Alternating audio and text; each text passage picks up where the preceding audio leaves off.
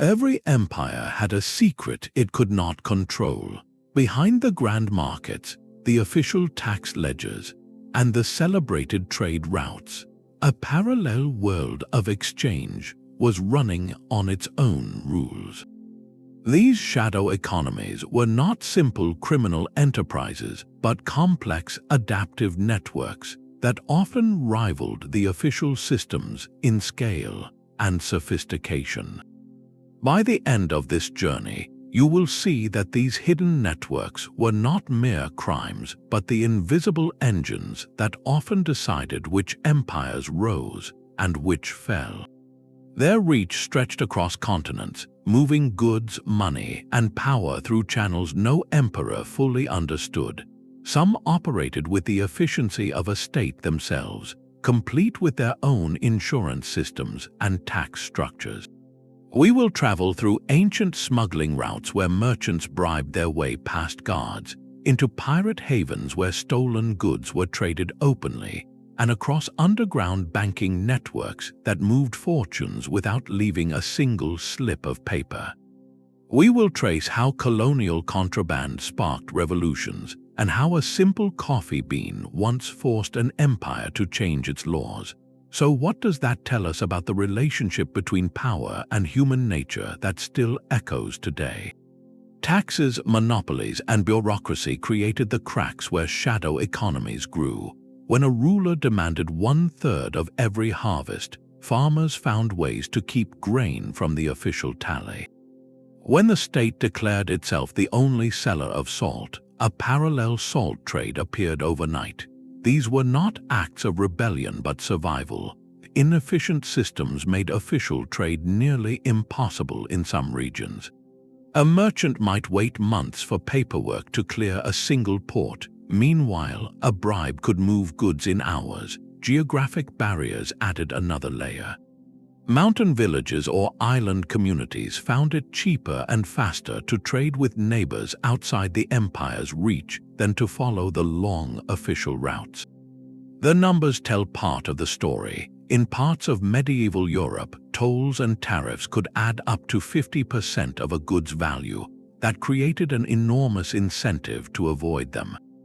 And state responses often backfired. Harsher penalties pushed traders further into secrecy, and crackdowns on one route simply opened another. The bureaucracy meant to control commerce became its greatest enemy, as officials themselves sometimes took bribes to look the other way. So the underground sector grew not because people were lawless, but because the law itself had become an obstacle to making a living. To understand how these forces shaped history on a grand scale, we can look at a network that operated across the Mediterranean for centuries. A system so efficient that it moved goods and wealth without ever touching an imperial ledger. The Silk Road was a highway for empires and outlaws alike. Stretching thousands of miles from China to the Mediterranean, it carried silk, spices, and ideas, but also smuggled goods that imperial officials desperately tried to control. The official caravans paid heavy taxes at every city gate, but the unofficial caravans moved through the shadows, often faster and more flexible than their legal counterparts. Merchants learned to read the landscape like a map of vulnerabilities. A bribe here, a detour through a mountain pass there, and a fortune in forbidden goods slipped past the tax collectors. Silk itself was a tightly guarded secret in early China, and smuggling the precious threads or the silkworm eggs themselves carried severe penalties. Yet the trade persisted, and by the time of the Byzantine Empire, silkworm eggs were smuggled out of China in hollow walking sticks, a legendary act of industrial espionage that changed the textile world forever. Spices, too, were heavily taxed along the route. Pepper, cinnamon, and cloves moved through dozens of hands, each taking a cut. The official tally recorded only a fraction of what actually moved. Tax records from the Tang dynasty show gaps and inconsistencies that historians now interpret as evidence of widespread evasion. Ancient travelogues, like the accounts of the 7th century Chinese monk Xuanzang, mention the bribes he witnessed at checkpoints, and the ease with which merchants could bypass official posts by paying off a single guard. For traders, speed meant profit. An unofficial caravan could leave without waiting for permits, choose a route based on current bribes rather than imperial decree, and reach its destination weeks ahead of the official convoys. The flexibility was immense. If a ruler suddenly raised tariffs on salt, the smuggling network simply found a new path or a new official willing to look the other way. This hidden commerce did not just enrich individuals, it rerouted the flow of wealth itself. Entire economies in Central Asia depended on the unofficial trade, and local rulers often turned a blind eye because their own treasuries benefited from the bribes. The Silk Road's shadow lanes were so efficient that they outlasted empires. By the time the great Roman Empire looked eastward for luxury goods, it faced a marketplace already shaped by centuries of smuggling, a world where the most valuable items often arrived through back channels, not official ports. That confrontation between Roman demand and Silk Road secrecy would ignite one of history's most dramatic economic shifts, and the consequences would ripple far beyond the bazaars. The Roman tax farming system turned corruption into a profession. Instead of salaried officials, the empire auctioned tax collection rights to private contractors known as publicani. These men paid the state upfront for the right to collect a province's taxes, then used whatever means necessary to recoup their investment and turn a profit. The system was efficient on paper, but in practice it encouraged extortion. Publicani were not accountable to local authorities, and they often employed armed enforcers to squeeze every last coin from farmers and merchants. When a harvest failed or a trade route was disrupted, the tax collectors still demanded payment. Provinces like Egypt, the breadbasket of Rome, saw grain shipments diverted into secret channels because official requisition quotas were impossibly high. Farmers hid part of their yield underground or bribed inspectors to record lower harvests. The missing grain did not disappear. It entered a parallel economy where it could be sold at higher prices to private buyers, bypassing the state's fixed price system. Gaul experienced a different kind of smuggling. The region produced olive oil, wine, and glassware, all heavily taxed at provincial borders. Merchants quickly learned that a bribe to a customs officer cost far less than the official tariff. Glassblowers in Gaul would underreport their output, and wine amphorae were often labeled with false origins to avoid higher rates on certain regions. The eastern frontier, where Rome met Parthia and later Persia, became a corridor for luxury goods such as silk, spices, and precious stones. These items were already expensive, but heavy import duties made them nearly unaffordable for most. Smugglers used mountain passes and desert routes far from Roman checkpoints, moving goods in small caravans that left no paper trail. Local chieftains sometimes controlled these paths and charged their own tolls, creating a network of unofficial trade that operated entirely outside imperial oversight. The consequences of this hidden economy went far beyond lost revenue. When ordinary people saw that tax collectors could be bribed and smugglers could operate with impunity, their respect for Roman law eroded. The state began to seem less like a protector and more like a predator. Provincial communities developed their own means of enforcement, settling disputes through local custom rather than imperial courts.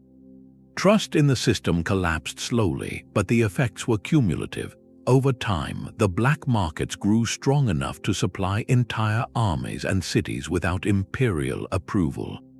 By the 3rd century, when Rome faced economic crisis and inflation, the shadow economy was already so entrenched that many citizens preferred to trade outside official channels entirely.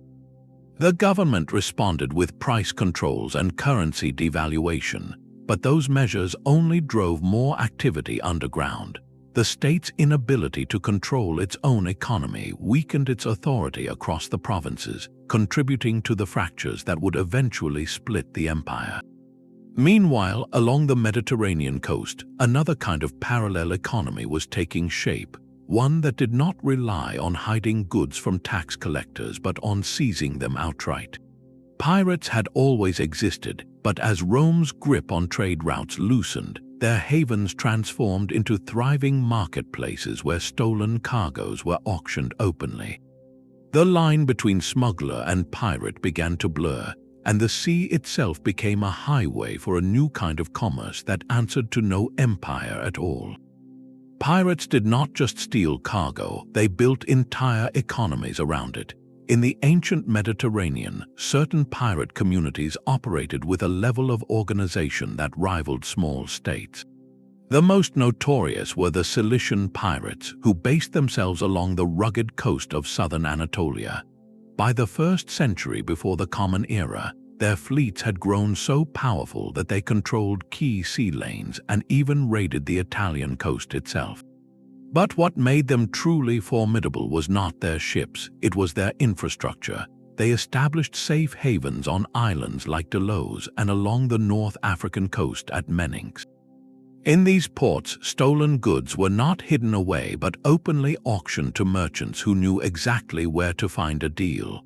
One historian from the time, Plutarch, described how these pirate markets attracted traders from all over the region, creating a bustling economy that operated on its own terms.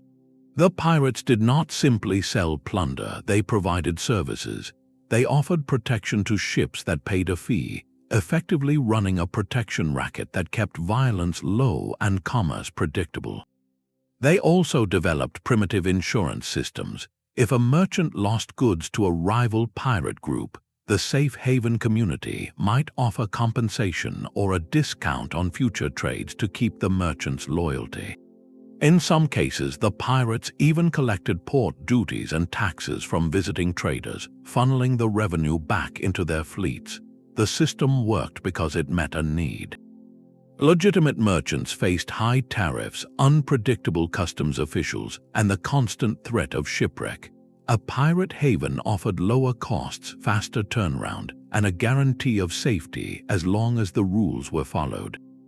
This created a strange interdependence.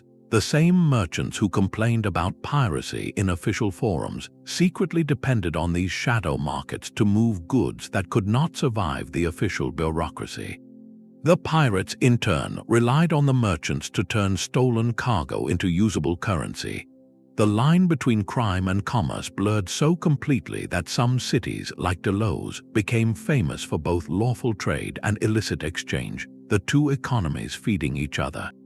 The Roman Republic eventually grew tired of the disruption. In 67 before the Common Era, the Senate gave Gnaeus Pompeius extraordinary powers to clear the Mediterranean of pirates. He did so with overwhelming force, dividing the sea into sectors and sweeping through each one in a coordinated campaign that took only a few months. Thousands of pirates were captured and their strongholds were destroyed, but the solution had unintended consequences. The pirate economy did not vanish, it scattered. Some pirates fled to less accessible waters, others simply rebranded themselves as privateers, essentially legalized pirates working for rival powers. The destruction of the pirate havens also removed a key market for cheap goods, driving up prices for ordinary Romans who had relied on the stolen grain and slaves that flowed through those ports. In the long run, the Roman victory did more than eliminate a threat. It reshaped the entire structure of Mediterranean commerce. The power vacuum left by the pirates was soon filled by other, more organized shadow economies, ones that operated not from isolated islands but from the very heart of empires. Centuries after Rome fell, a new kind of marketplace rose from the fields of Champagne. These were not ordinary town markets but vast, temporary cities that appeared for a few weeks each year, attracting merchants from across Europe, the Middle East, and even North Africa. The great fairs of Champagne, held in towns like Troyes, Provence, and Bar-sur-Aube, operated under a unique set of rules that deliberately set them apart from the rigid guild systems and heavy taxes of the surrounding cities. The Counts of Champagne granted special privileges to these fairs, exempting visiting merchants from local tolls and protecting them from seizure of goods for debts incurred elsewhere. In effect, the fairs became legal islands where normal trade restrictions did not apply and where commerce could flow with remarkable freedom. Inside this temporary world, the usual barriers of local guild monopolies melted away. A Flemish cloth merchant could sell directly to an Italian wool buyer without going through a Parisian middleman. A German fur trader could negotiate with a Venetian spice dealer over a cup of wine, and the deal would be sealed with a handshake and a written note that carried the weight of contract law. This was not chaos but a sophisticated system of trust and record-keeping. The fairs developed their own courts to settle disputes quickly, often within hours, so that merchants could get back to business. Because the fairs were neutral ground, they attracted people from every corner of the continent, each bringing not only goods but also ideas about accounting, banking, and finance. The money changers were the true architects of this economy. With dozens of different currencies circulating, each city and region minted its own coins, and exchange rates varied wildly. The changers set up benches, literally banchai, in the fairgrounds and offered to convert one currency into another for a fee. Over time, they began doing more than simple exchange. They issued letters of credit, a piece of paper that allowed a merchant to deposit money in one city and withdraw it in another, avoiding the risk of carrying heavy coin purses across bandit-infested roads. This was an early form of what we now call a bank draft. These instruments were not regulated by any empire or kingdom. They were backed only by the reputation of the changer and the trust of the merchant community. Yet they circulated as freely as gold, and they allowed trade to expand far beyond what was possible with physical currency alone. Informal contracts became the backbone of these transactions.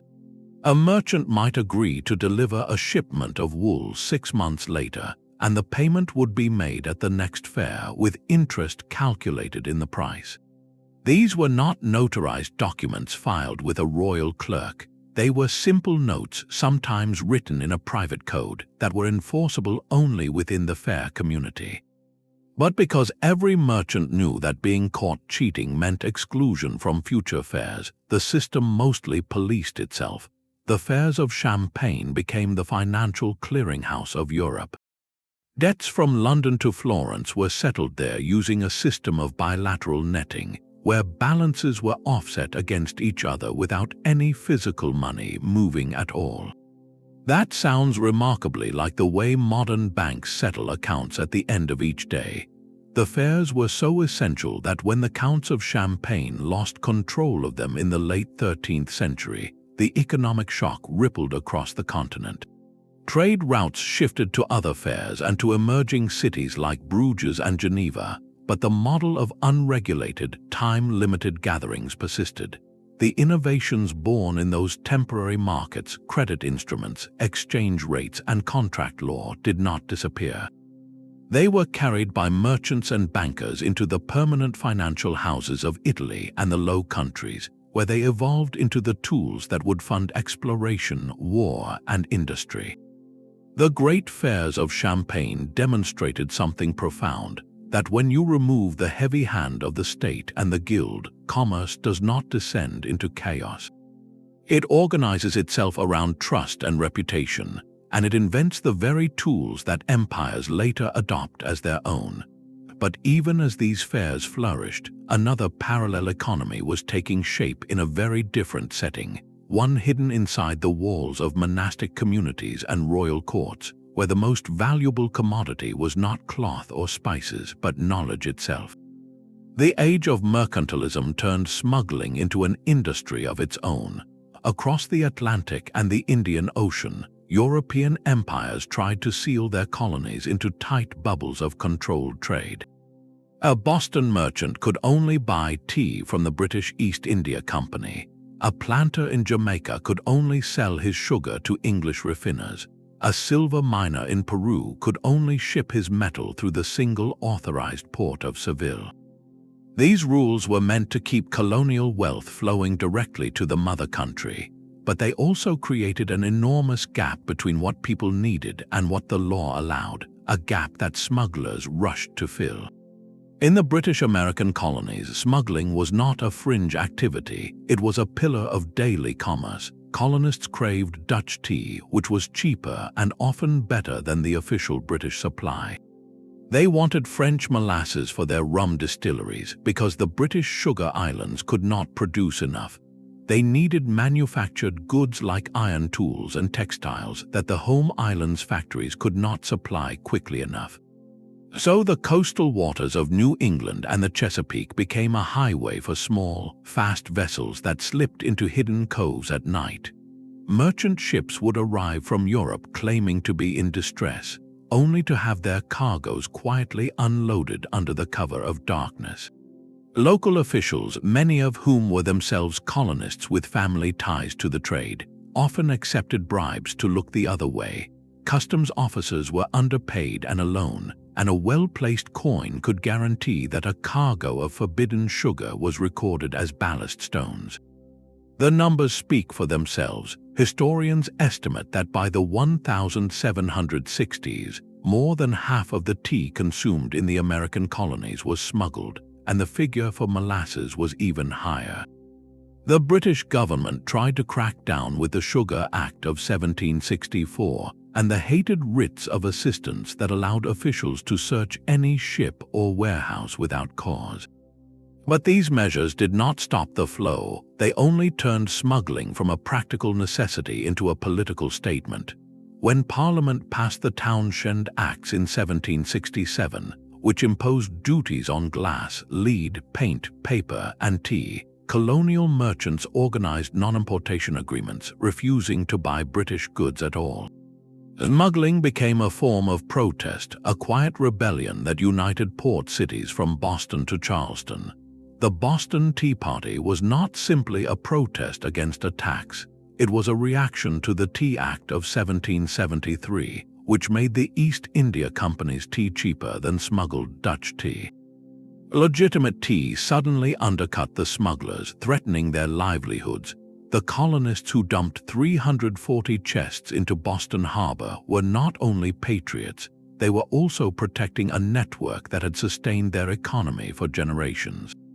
That night was a moment when the shadow economy and the political revolution became one and the same. The Spanish Main, the coast of modern Colombia, Venezuela, and Central America, was a different world, but the same story played out on a grander scale. The Spanish crown tried to control all trade with its American colonies through a rigid system of fleet sailings. Twice a year, galleons loaded with European goods would cross the Atlantic and exchange them for silver and gold at a handful of designated ports like Cartagena, Portobelo, and Veracruz.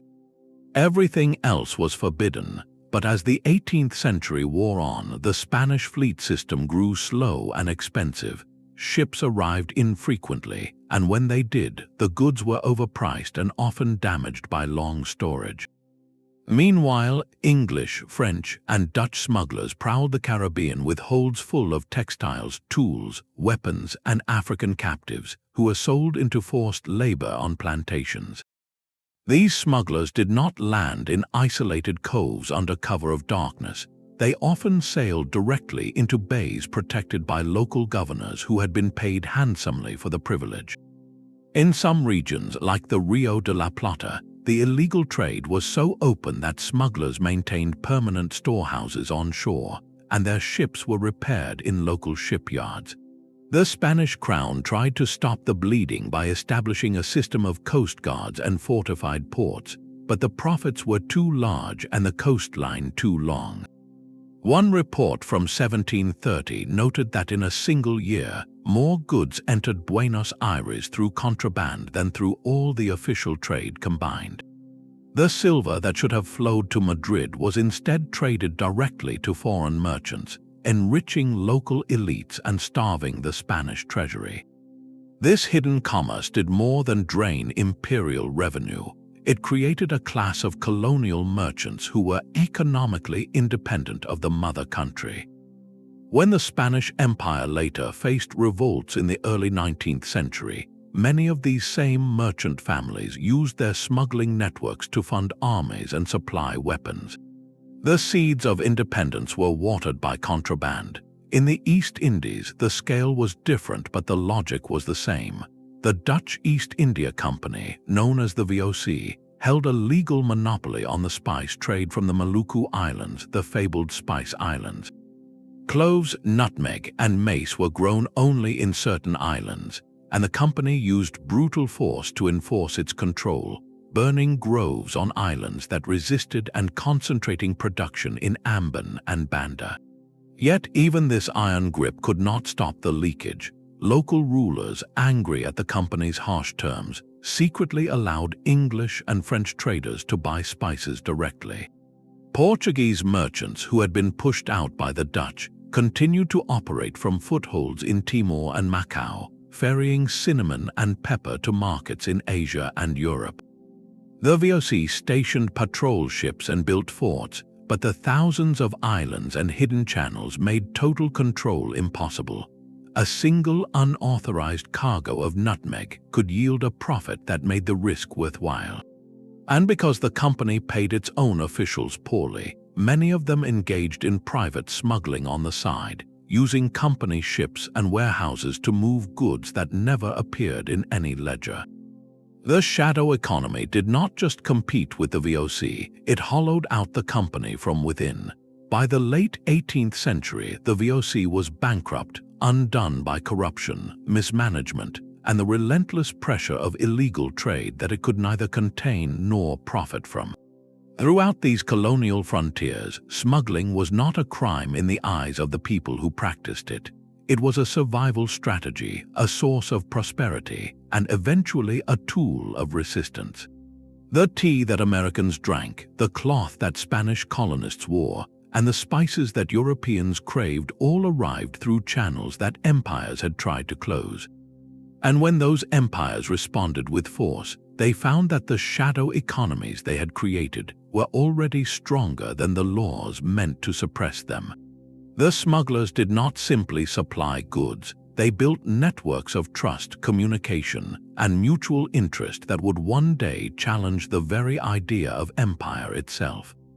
That challenge was already brewing in a different kind of market, one that did not trade in physical goods at all but in promises, debts, and the invisible currency of trust. One commodity moved more wealth than all the silver from the New World, and it did so through channels that no empire could fully control. The opium trade of the 19th century was not a minor smuggling operation. It was a massive shadow economy that rewrote the balance of power between East and West.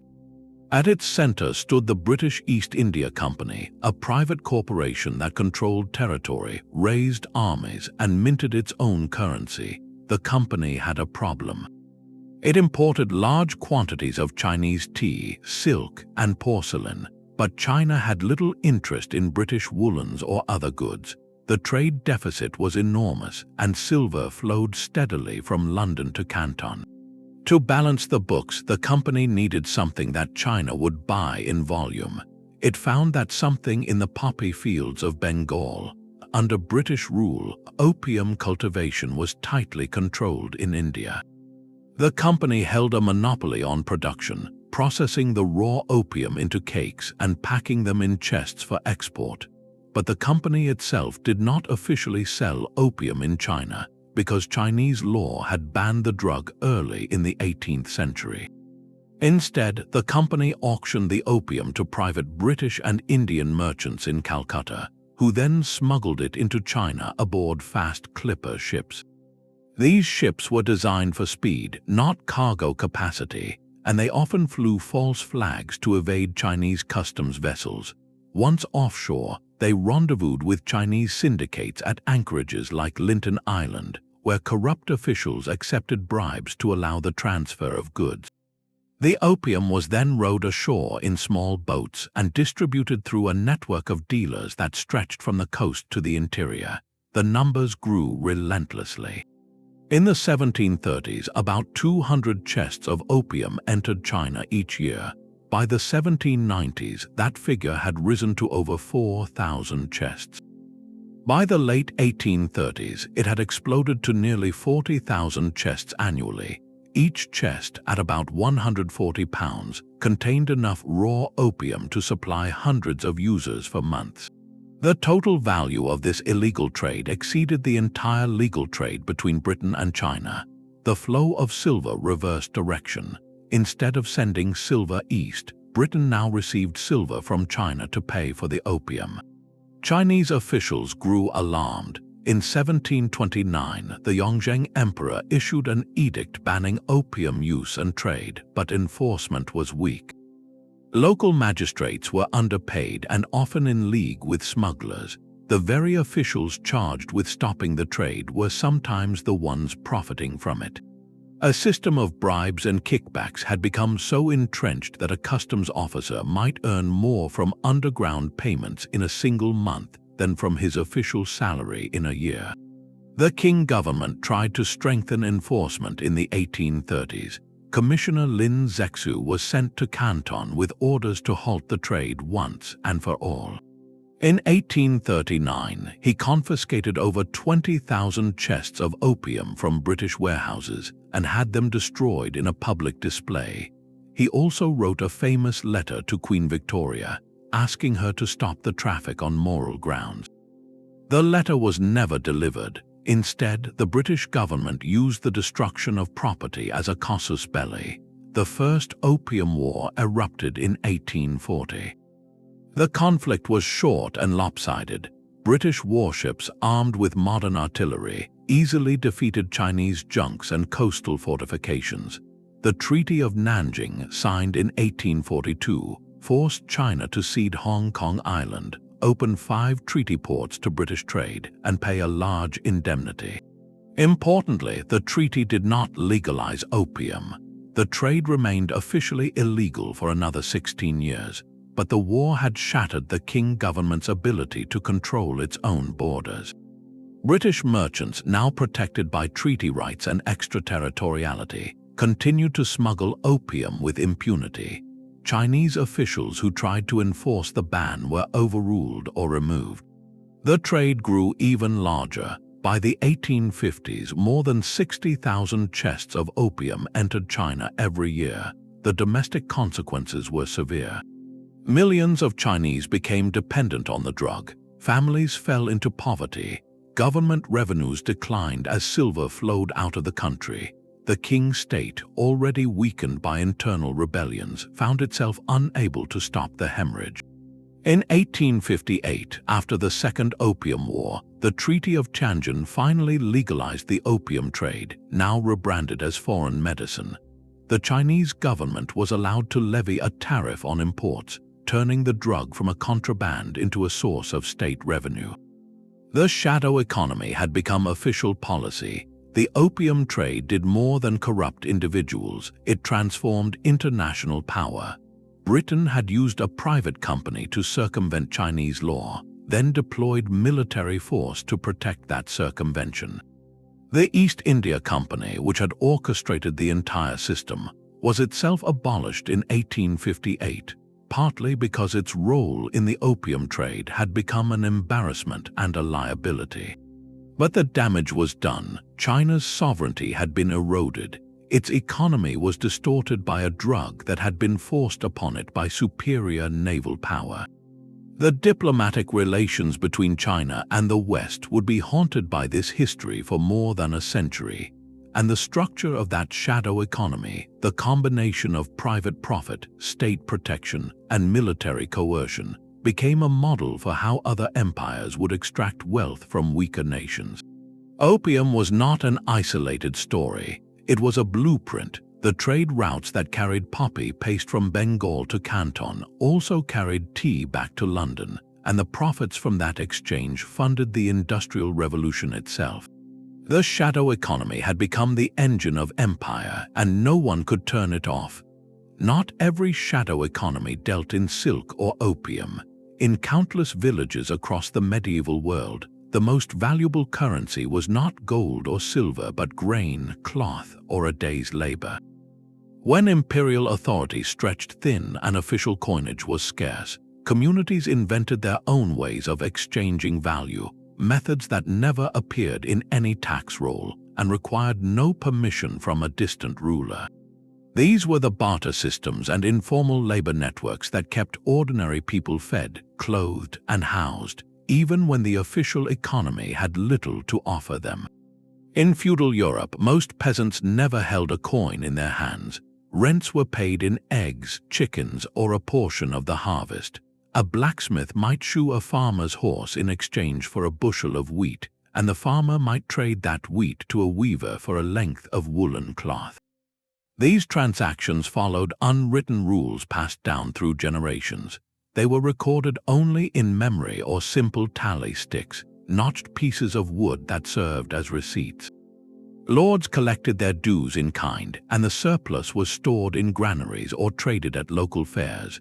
The whole system ran on trust and reciprocity, and it was remarkably resilient.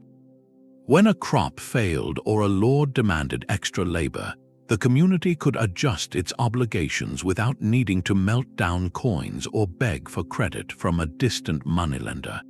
Across Southeast Asia, the landscape was even more varied. In the fertile river valleys of mainland kingdoms like Ayutthaya and the Khmer Empire, rice was the standard of value. A farmer's debt might be measured in baskets of paddy, and a day's wage for a carpenter was a measure of rice or a fish. On the islands of the Indonesian archipelago, pepper, cloves, and nutmeg served as both trade goods and currencies. Local markets, often held every few days, brought together farmers, artisans, and fishermen who exchanged surplus goods directly. No tax collector stood at the gate. No official recorded the transaction. The market operated on a rhythm older than any empire, and when the monsoon winds changed, the goods that did not sell were simply stored or traded again at the next gathering. These markets were the heartbeat of local economies, and they continued even when the great trading port of Malacca or the courts of Java were occupied by foreign powers. In sub-Saharan Africa, cowrie shells were the most widespread currency, brought from the Indian Ocean by Arab and later European traders, but the shell itself was only one medium. In the savanna kingdoms of Ghana and Mali, salt was more valuable than gold. A merchant might trade a block of salt for a measure of millet or a strip of cloth. Along the Great Lakes region, iron hoes were used as a standard of value, and a man's wealth was counted in the number of hoes he could give as bride price. These were not primitive economies. They were sophisticated systems of exchange that adapted to local conditions. A cowrie shell could be divided into smaller units, and a salt bar could be chipped.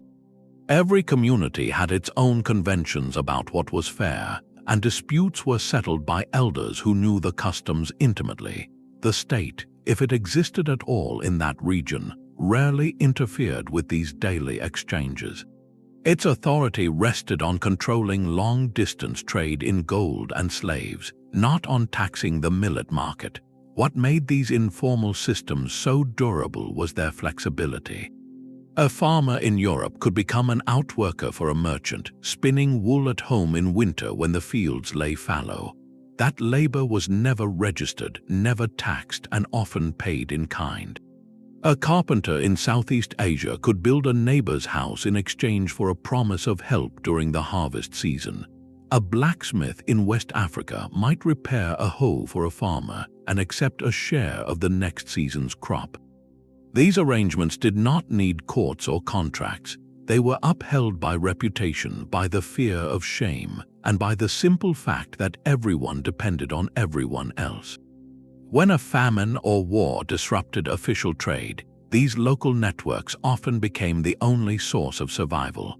They were the hidden scaffolding of pre-modern life, invisible to historians until recently but essential to the millions who lived within them. And yet, these systems did not exist in isolation. They overlapped with the official economy in surprising ways. A lord might accept a peasant's rent in eggs and then sell those eggs at the town market for coin. A queen in the Congo kingdom might collect taxes in raffia cloth and use that cloth to buy goods from Portuguese merchants. The boundary between formal and informal was never sharp. People moved between the two as needed, using barter when coins were scarce and switching to cash when the opportunity arose. The shadow economy here was not a rebellion against authority, but a quiet adaptation to the reality that no empire could control everything. In fact, the empires often depended on these informal systems to keep their populations fed and peaceful, even as they pretended the systems did not exist. This coexistence between formal and informal economies has never truly disappeared.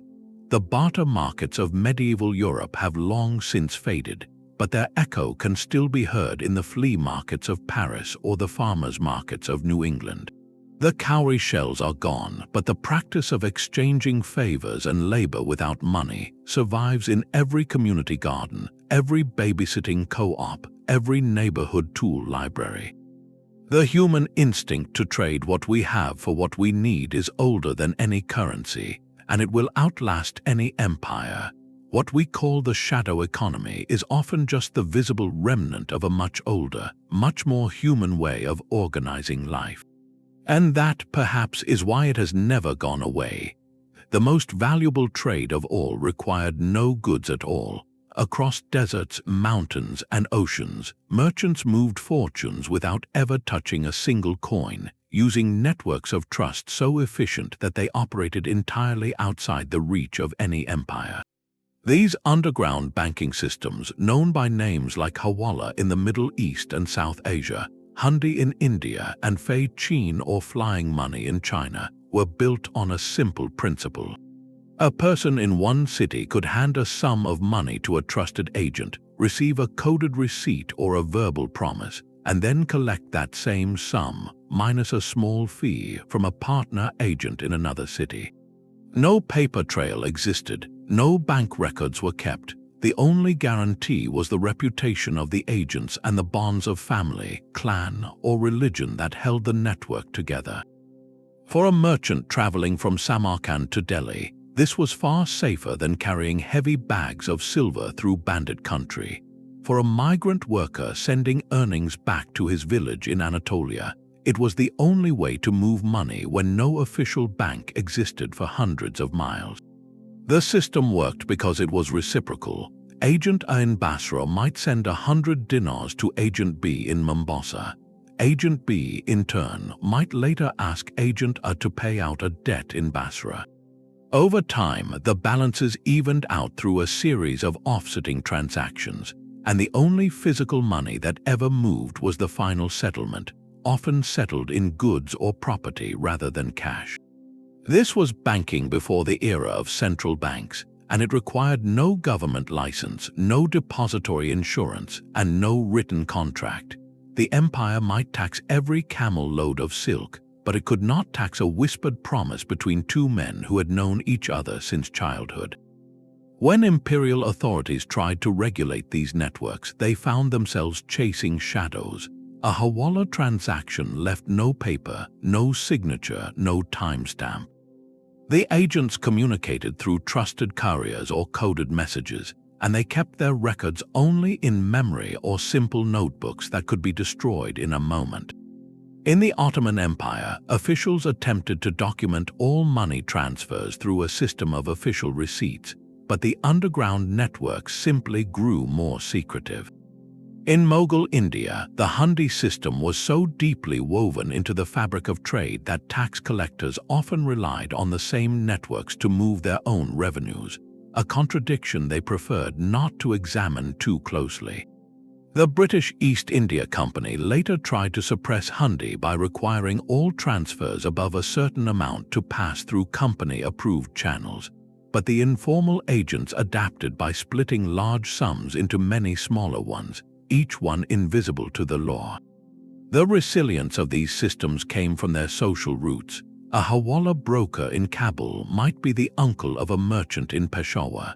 A Hundi dealer in Surat might be bound by marriage to a trader in Zanzibar. The trust was not abstract, it was personal, and breaking that trust meant losing not only business but family honor and community standing. In a world where written contracts were rare and courts were slow, this kind of reputation-based credit was stronger than any legal document.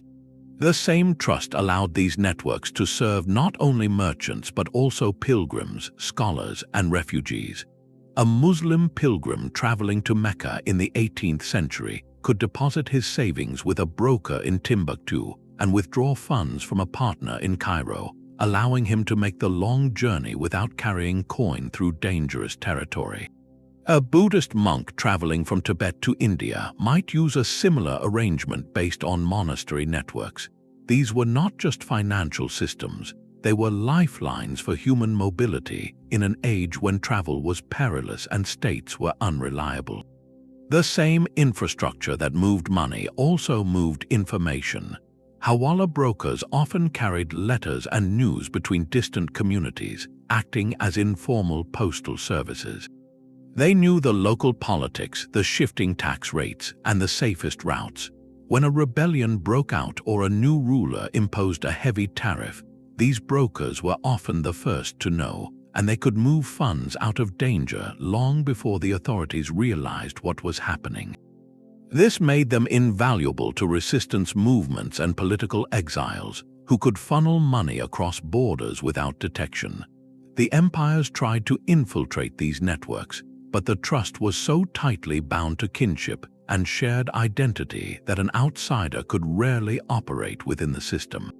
A British spy in 19th century India might pose as a merchant, but without the right family connections and language fluency, he could not access the inner circle of Hundi dealers. The system was opaque by design, and that opacity was its greatest protection. Today, these ancient practices have not vanished. Hawala continues to operate in many parts of the Middle East, South Asia, and East Africa, often serving communities that lack access to formal banks. Migrant workers in Dubai send money home to Somalia through Hawala brokers who know their families and their villages. The system now exists alongside official banking, but it retains its old features: no paper trail, fast transfers, and a trust that is centuries old. Modern regulators have struggled to bring it into the formal economy because the very qualities that make it efficient, speed, anonymity, and reliance on personal relationships, also make it resistant to oversight. The underground banking networks that moved fortunes across the Silk Road and the Indian Ocean are still moving money today, a reminder that some systems are too useful and too deeply rooted in human connection to be erased by any empire or any law. A different kind of shadow economy thrived on deception itself. While smugglers moved goods past borders and bankers moved money through whispers of trust, counterfeiters and forgers created value from nothing. They made fake coins, adulterated spices, and diluted wine, selling illusion as reality. This was not a trade that avoided imperial systems. It was a trade that actively undermined them, and the empires fought back with punishments that were severe enough to make other shadow economies seem almost respectable by comparison. The Roman denarius was the backbone of the imperial economy, a silver coin that soldiers, merchants, and tax collectors all used. But as the empire expanded, the supply of silver grew strained. The government itself began debasing the coinage, reducing the silver content while keeping the same face value. That official debasement taught counterfeiters a dangerous lesson. If the state could cheat, so could they. Workshops across the provinces began producing denarii that looked official but contained even less silver, or sometimes none at all, just a thin silver wash over a copper core. Archaeologists have found molds and dyes in places like Gaul and Syria, evidence of sophisticated operations that required skilled metalworkers and careful planning. One cache discovered near the Rhine contained hundreds of freshly minted forgeries, still stacked as if ready for shipment. The counterfeit network had its own supply chain. Copper was sourced from local mines, silver was scraped from legitimate coins or stolen from temple offerings, and the dyes were carved by artisans who could have found honest work minting official coinage. The motivation was pure profit. A single forgery cost a fraction of its face value to produce, and the coins were easily mixed into the official money supply through bribed merchants or careless tax collectors. The damage was quietly devastating. When too many counterfeit coins entered circulation, honest merchants began to lose confidence in all currency. Some resorted to barter, others charged higher prices to protect themselves. Prices rose and the poorest workers saw their wages by less and less. The imperial government tried to stop the flow. Under Emperor Constantine, the punishment for counterfeiting was death by burning. Later laws ordered the confiscation of all property and the enslavement of the forger's family. But the crackdowns had limited effect because the counterfeiters were often protected by local elites who benefited from the cheap money. In one case from 4th century Egypt, a village council was found to be running a forgery ring, using the official tax office as a cover for their minting operation. The line between criminal and official had blurred completely. Across the world in Han Dynasty China, the problem took a different form. The official currency was a bronze coin with a square hole in the center called the wazhu. The coins were cast in molds and their value was tied to the weight of the bronze. But the government struggled to maintain a consistent standard. Local mints often produced coins that were lighter or contained more copper than the official ratio, creating confusion and inflation. Private counterfeiters stepped in, casting coins so thin they could be broken with a single bite. Historians note that in the 2nd century before the Common Era, the market was flooded with these lightweight forgeries. The imperial response was systematic but brutal. Convicted counterfeiters were sentenced to hard labor in the mines where they would die within months. Yet the trade persisted because the profits were enormous. A forger with a small furnace and a clay mold could produce thousands of coins in a day, and the raw materials cost next to nothing. The government tried to control the copper supply, but the metal was widely available from old tools, temple bells, and broken ritual vessels. The forgery economy had its own recycling network, scavengers who collected scrap bronze and sold it to the counterfeiters. Counterfeiting was not limited to currency. Adulterated goods were just as profitable and even harder to detect. Spices were a prime target. Pepper from India was so expensive in medieval Europe that it was often sold by the individual berry. Unscrupulous merchants would mix in mustard seeds, juniper berries, or even ground olive pits to stretch the supply. Saffron, worth more than its weight in gold, was frequently cut with dyed strands of silk or dried marigold petals. Wine was another favorite target. Vintners in Roman Gaul and Italy would add honey or even seawater to their barrels to create a sweeter taste, then sell it as a higher quality vintage. Pliny the Elder described entire ships of wine that were actually filled with watered-down vinegar dyed with mulberry juice. The adulteration of silk was a more sophisticated crime. Silk was woven in secret workshops, often in China or later in Byzantium, and the finest threads were smooth and uniform. But cheaper versions were made by adding cotton or linen fibers to the weft, giving a coarser feel that could fool an inexperienced buyer. A merchant buying a bolt of silk in Constantinople might discover only after passing it to a customer that the cloth was only half silk. The forger's supply chain here required access to raw fibers, dyeing expertise, and a network of brokers willing to pass the goods along without asking questions. The effects of these forgeries rippled through economies in ways that are still visible in the archaeological record. Hoards of Roman coins found in Britain and Germany often contain a high proportion of forgeries, sometimes up to a third of the total. That means that at any given time, a large fraction of the money in circulation was fake. The same is true for Chinese coin hoards from the Tang and Song periods. When ordinary people realize that a third of their coins might be worthless, trust in the entire monetary system begins to erode, and when spices, wine, or silk can no longer be trusted to be genuine, the luxury trade itself suffers. The empires, despite their harsh punishments, were ultimately fighting a battle against human ingenuity. The counterfeiters did not see themselves as criminals. They saw themselves as entrepreneurs who had spotted a gap in the market.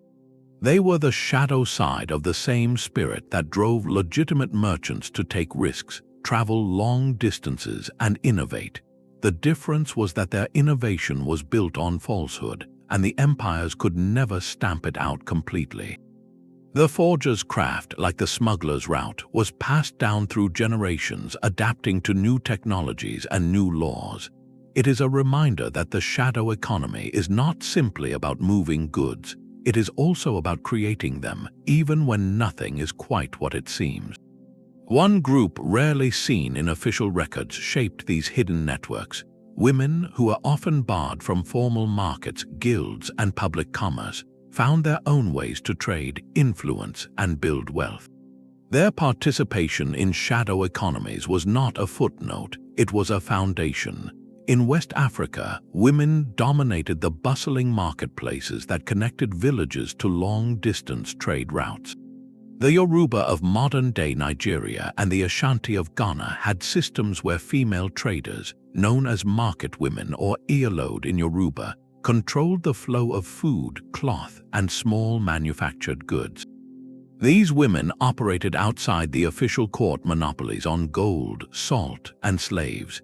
They bought and sold at local fairs, extended credit to neighbors, and even funded caravans that traveled to coastal ports. Their economic power was so recognized that in some kingdoms, a woman could hold the title of Iyalode, a senior chief who represented all female traders in the king's council. When the king needed intelligence about distant markets or wanted to negotiate with foreign merchants, he often consulted the Iyalode. Her network of women spread across the region, carrying news and goods faster than any official messenger. This was not charity or coincidence. It was a deliberate system that gave women a voice in decisions that affected their communities. A female trader in Kumasi might never hold a royal seal, but she could influence the price of cloth across half a continent. Across the English Channel, a quieter but no less vital shadow economy operated in the taverns and alehouses of medieval Europe.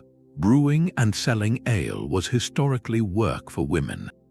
In England, wives and widows brewed ale at home and sold it from their front windows. These alewives were often the only source of affordable drink for laborers, travelers, and farmers. They operated outside the strict guild regulations that governed male brewers, and their trade was seldom taxed. The alewife was a fixture of village life, a woman who knew everyone's business and could broker deals between men who would not speak to each other otherwise. Her tavern became a neutral ground where debts were settled, news was exchanged, and transactions that could not happen in the town square took place under her roof. Some alewives grew prosperous enough to lend money to local merchants or to buy property. Their records where they survive show loans to farmers, payments for grain, and even fees for arranging marriages.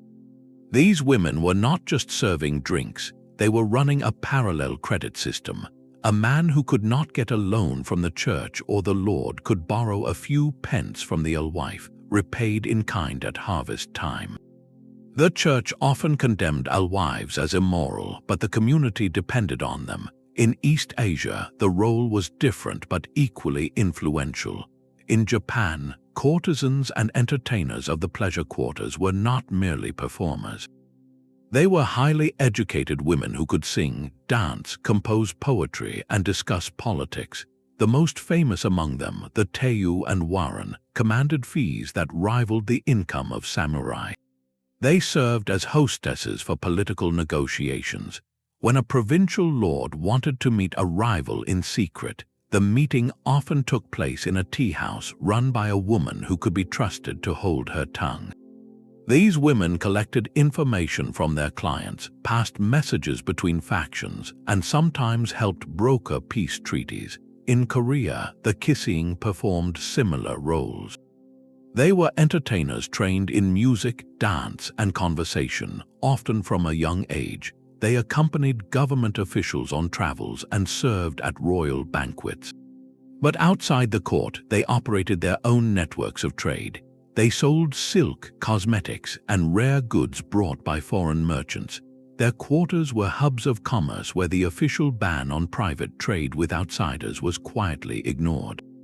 A kissing could move goods that a male merchant could not because she was invisible in the official records. She was a woman, and women were not supposed to engage in trade. That very invisibility gave her freedom. These networks gave women something beyond income. They provided agency in societies that denied them legal rights. A West African market woman could accumulate wealth that no male relative could legally claim. A European alewife could build a business that outlasted her husband's death. An East Asian courtesan could amass influence that reached into the highest levels of government. Their shadow economies were not escapes from oppression. They were parallel worlds where women wrote their own rules. When the official economy collapsed, when wars disrupted trade routes or famines emptied granaries, these women often held the community together. They had the grain stored away. They had the silver coins hidden in the attic. They had the network of contacts that could move a child to safety or smuggle a message past a blockade.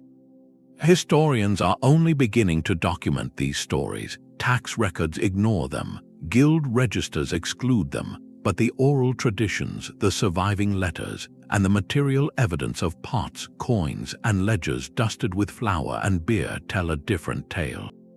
The shadow economy was not a male domain. It was a space where women could exist, thrive, and shape the world around them, often more effectively than any official could. And when we understand that, we see that the hidden markets of the past were not just about goods and money. They were about power, and that power had a female face. The very lines drawn to keep people apart became the most profitable markets in history. A wall, a river, a row of watchtowers. These were not obstacles to trade, but invitations to outsmart the system. Frontiers were places where imperial authority thinned to almost nothing. A Roman centurion stationed on the limes, the fortified border stretching from the Rhine to the Danube, might spend months without seeing a single inspector from Rome. The local garrison was often understaffed, underpaid, and far more interested in supplementing its income than enforcing trade bans. Merchants on both sides knew this. A merchant from beyond the empire, a Germanic tribesman or a Sarmatian, would arrive at a frontier fort with a load of amber, furs, or slaves. The Roman commander would allow the trade in exchange for a share of the goods or a handful of silver coin. The goods then moved into the empire without ever passing through an official customs post. The official channel recorded nothing. The tax collector saw nothing. The emperor in Rome never knew. This was not a flaw in the system, it was the system. The frontier forts themselves became thriving marketplaces. Inside the walls of a Roman castrum on the limes, stalls sold pottery from Gaul, wine from Italy, and glass from Syria. Outside the walls, in the shadow of the fortifications, a second market operated. Here, barbarian traders exchanged amber from the Baltic, honey from the forests, and cattle from the plains. The soldiers acted as middlemen, translating between languages and currencies. They also offered protection. A Germanic merchant who paid a bribe could camp outside the fort for weeks, safe from rival tribes and Roman patrols alike.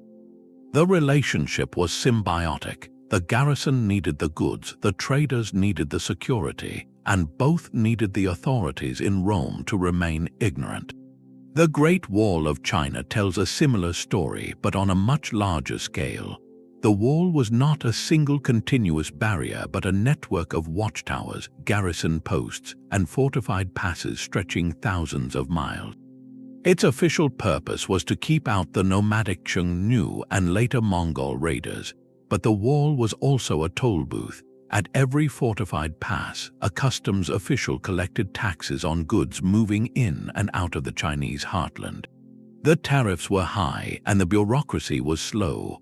merchants soon discovered that a small bribe to a garrison commander could bypass the official checkpoint altogether.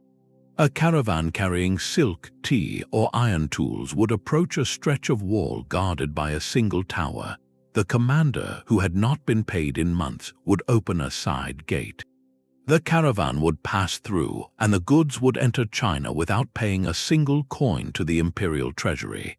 The commander pocketed his fee, the merchant saved a fortune, and the emperor lost revenue he never knew existed. The nomadic peoples of the steppes, the Xiongnu, the Scythians, the Mongols, were not simply raiders. They were the most skilled smugglers of the ancient world.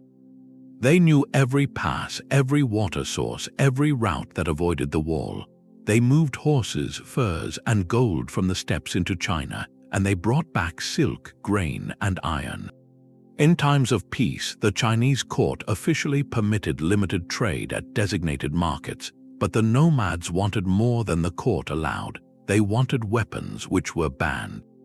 They wanted larger quotas of silk, which were restricted, so they traded illegally through the very tribes that were supposed to be the enemy. A Xiongnu chieftain would raid a Chinese outpost, then ride to a rival tribe's camp to sell the captured goods. The raiding and trading were two sides of the same coin. The frontier was not a line of separation, it was a zone of negotiation, and the nomads were the masters of that negotiation. In the colonial Americas, the frontier took a different form but followed the same logic. The border between New Spain and the independent tribes of the northern plains was a porous line of missions, presidios, and trade fairs. Spanish officials tried to forbid trade with the Apaches and Comanches, fearing that weapons and horses would strengthen their enemies, but the frontier settlements needed those goods. A rancher in New Mexico needed horses to work his cattle. A miner in Chihuahua needed iron to repair his equipment. The only source of both was the nomadic tribes. So the trade continued, often with the blessing of local governors who saw it as the only way to keep their provinces stable. The Apaches became expert intermediaries. They captured horses in Texas, traded them to Pueblo villagers for maize and cloth, and then drove the best stock south to secret rendezvous points on the Rio Grande. The Spanish soldiers sent to stop the trade were often the customers themselves. In one documented case from 1770, a Spanish captain was caught buying horses from a Comanche band he was supposed to be fighting. He was not punished. His superiors knew that without such trade, the northern frontier would collapse. The symbiotic relationship between authorities and smugglers ran deep. A Roman commander could not feed his garrison without the grain that arrived through unofficial channels. A Chinese general could not keep his troops loyal without the bribes that supplemented their pay. A colonial governor could not hold his province without the goods that came through contraband. The official rules were designed for an ideal world. The frontier was a real world, and the real world required compromise. Smugglers were not enemies of the state, they were partners in survival. When the imperial center tried to enforce the rules strictly, as when the Chinese court intensified border controls in the 15th century, the result was not a reduction in smuggling but a collapse in frontier security. The garrisons grew poorer, the soldiers grew mutinous, and the nomads grew bolder. The trade simply went underground, moving through passes so remote that no watchtower ever stood there. The frontier, in the end, was not a wall at all. It was a membrane permeable to everything that needed to pass, and the people who lived there, soldiers, traders, nomads, and governors, all understood something that the emperors in their distant capitals never fully grasped. The boundary between law and lawlessness was not a line on a map. It was a negotiation, and the frontier was where that negotiation happened every single day. That negotiation did not stop at borders. It continued inside the empires themselves, in the ports, markets, and even the temples where the sacred and the commercial met. The port cities of the ancient and medieval world were not just gateways for legitimate commerce. They were the true heart of the shadow economy itself. Venice, Malacca, Constantinople, and later Cartagena each became a crossroads where the line between legal and illegal dissolved into a haze of bribes, partnerships, and unspoken agreements. The very infrastructure that made these ports prosperous, the piers, the warehouses, the customs houses, the multilingual populations, also created the ideal conditions for trade that never appeared in any official ledger. A merchant arriving in Venice in the 14th century could find a dozen different currencies circulating within a single wharf. He could pay a bribe to a customs clerk to undercount his cargo, then sell the surplus to a Greek trader who would smuggle it across the Adriatic to Ottoman ports. The Venetian government knew this happened. It passed laws against it constantly, but the city was built on trade, and the same families that sat on the ruling council also owned the ships that carried contraband. The system was so entwined that a Venetian merchant might officially export wool and secretly carry glass beads, or declare a shipment of timber while hiding bars of silver beneath the logs. The Doge himself often profited from these arrangements, as long as the bribes were paid and the city's reputation remained intact. In Malacca, on the strait that connected the Indian Ocean to the South China Sea, the situation was even more fluid. The Sultanate did not try to suppress shadow trade. Instead, it regulated it through a system of harbor masters who collected fees from every vessel, whether it carried spices from the Moluccas or slaves from Sumatra. The official tax was modest, but the unofficial payments were what kept the port running. A Chinese junk captain could offload silk and porcelain at a hidden dock, pay a local official a fraction of the value, and be on his way within hours. The goods would then be dispersed through a network of Malay, Indian, and Arab traders who asked no questions. Malacca became famous for its free trade in everything, including information.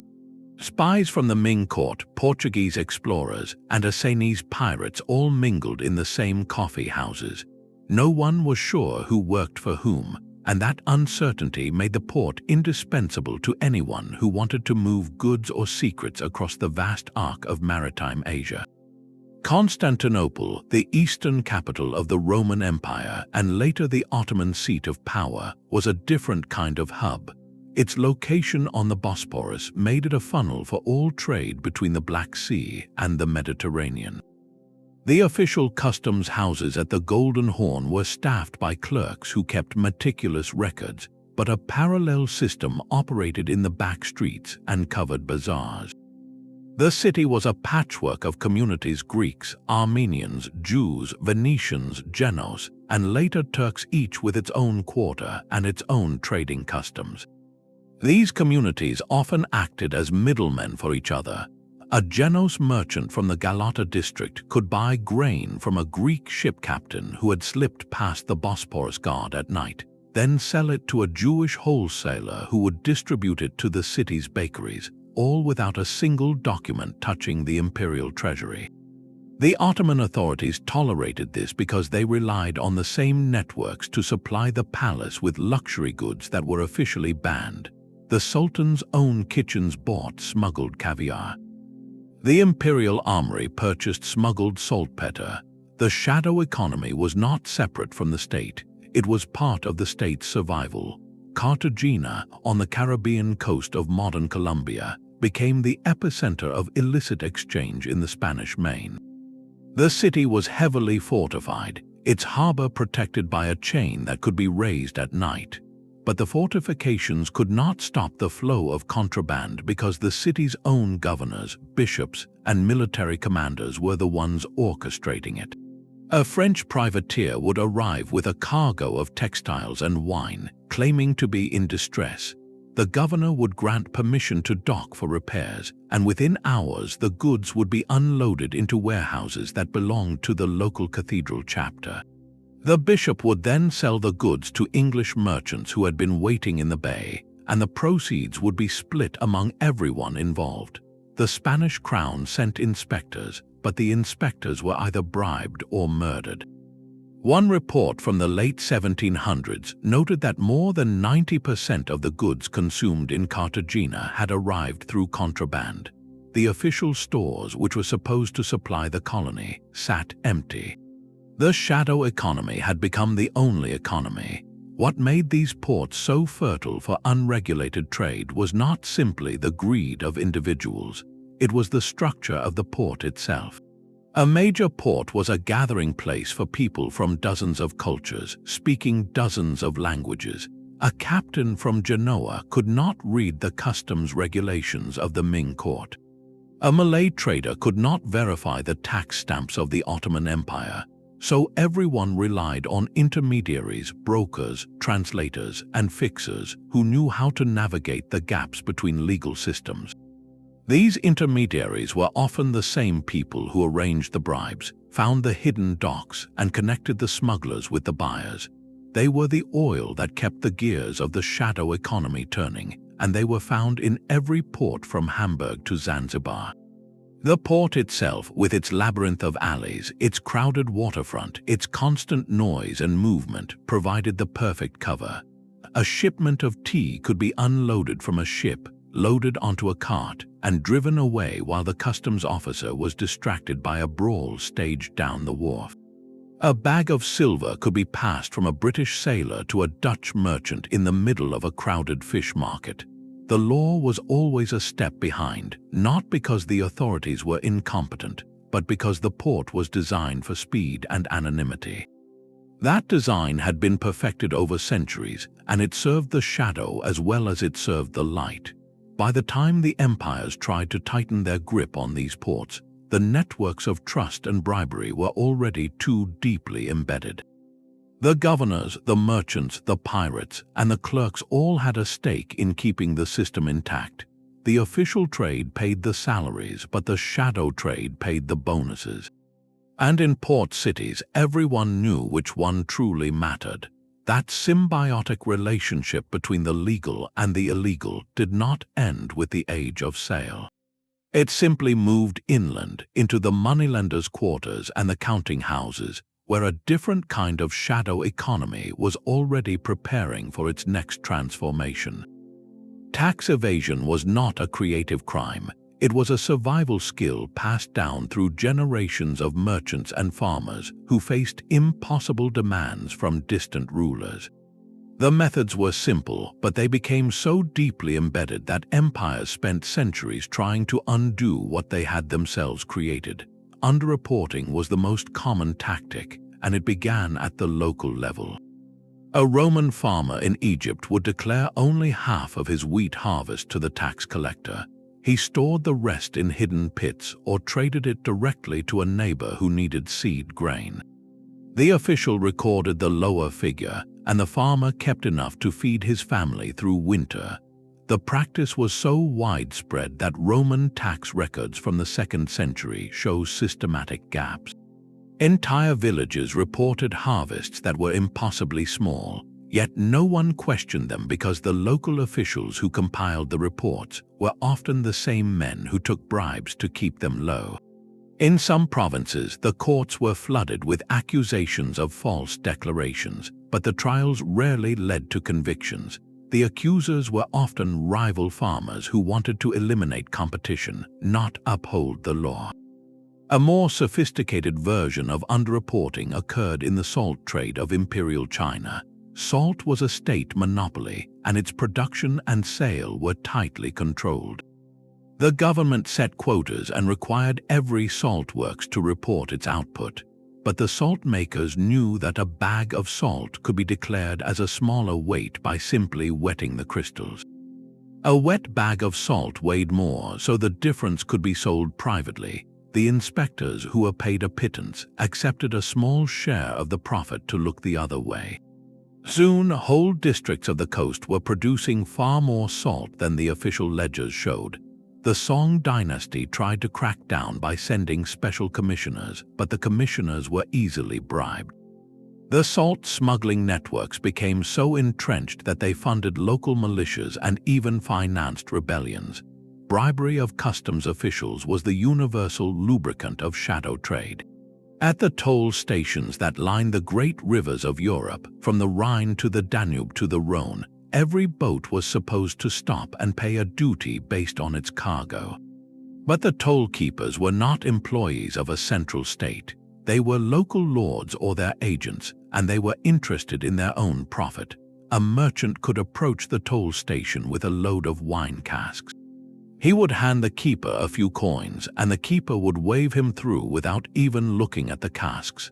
In some places, the bribe became a fixed fee, a kind of unofficial tax that was cheaper than the official one. Travelers in the 15th century wrote about certain toll stations where the official rate was never paid by anyone. The entire system ran on bribes, and the lords who owned the stations collected their own cut from the bribes. The state, whether it was the Holy Roman Empire or the Kingdom of France, could only watch impotently. Altering the quality or quantity of goods was another favorite method. In medieval Europe, wine was often shipped in barrels that had false bottoms. A merchant would declare the barrels as full, but the bottom compartment could be removed after inspection, allowing him to add extra wine that escaped taxation. Cloth merchants stretched their bolts of wool or linen on wider looms, producing a yard that was shorter than the standard measure. When the customs official measured the cloth, it appeared to meet the required length, but the buyer later discovered the fraud.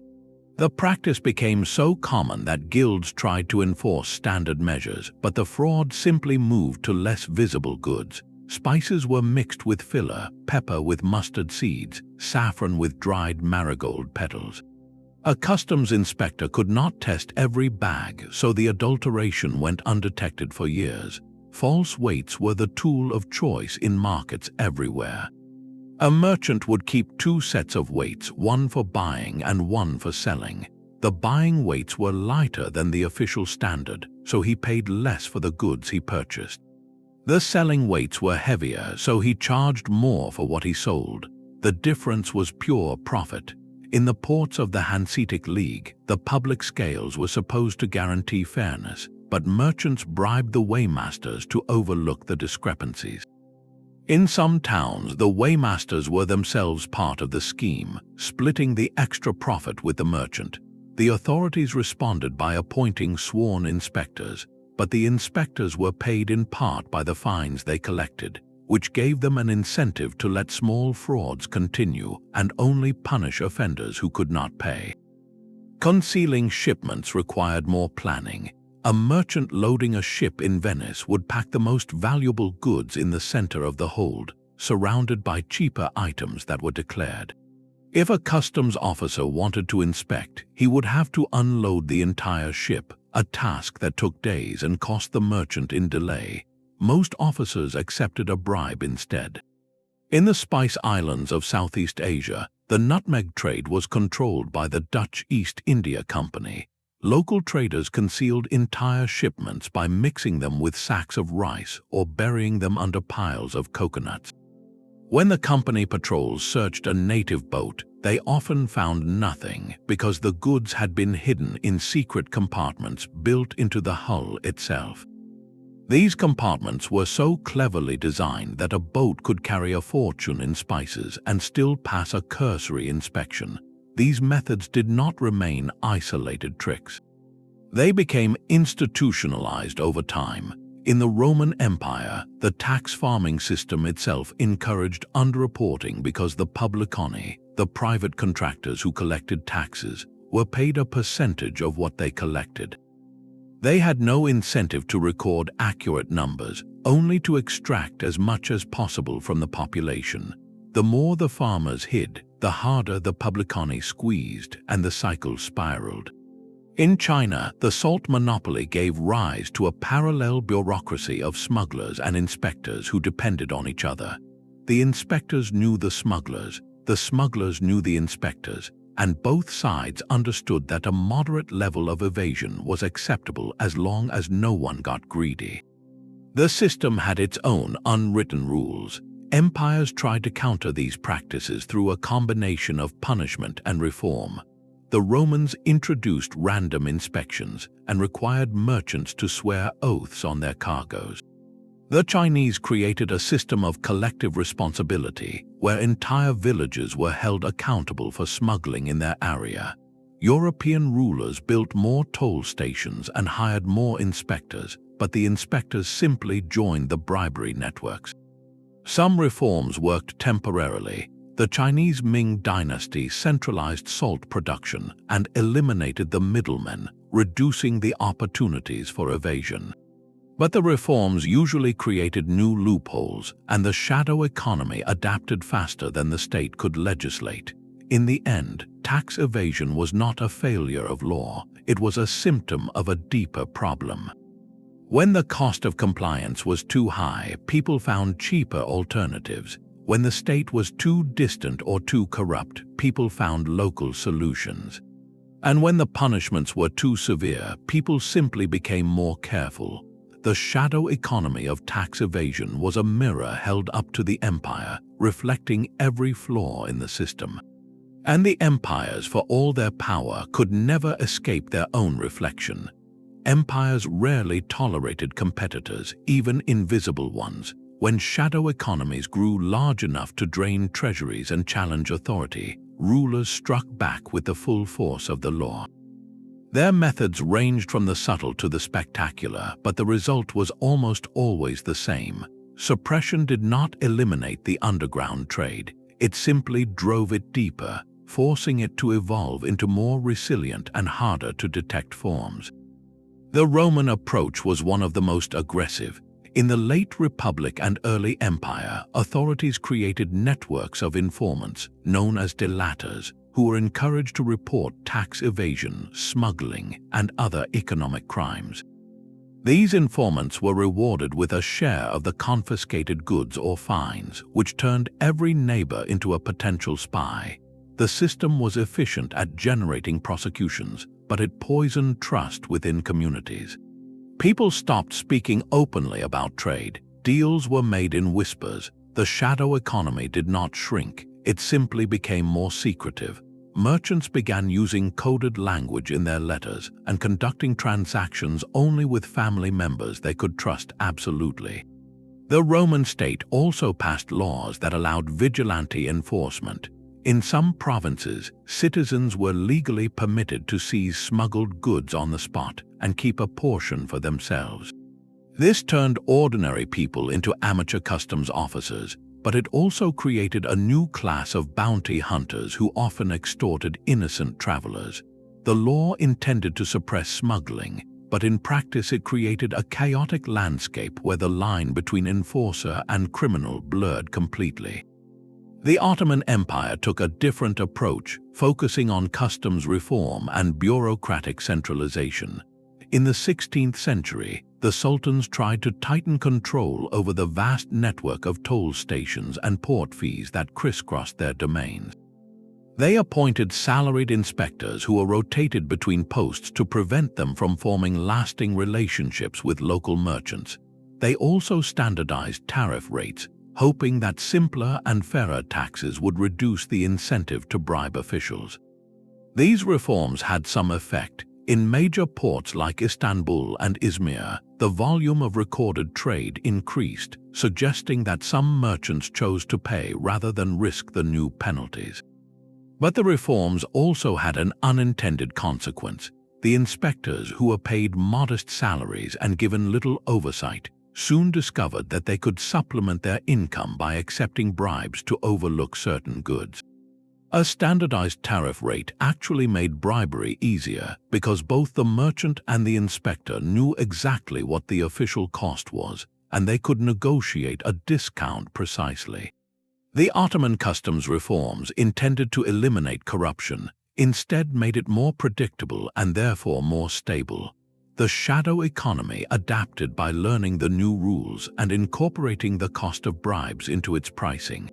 The state, in effect, had created a parallel tax system that it could not see but that everyone else relied upon. The British response to smuggling in the 18th century was perhaps the most systematic. The Royal Navy and the newly formed Coast Guard patrolled the English Channel and the Irish Sea.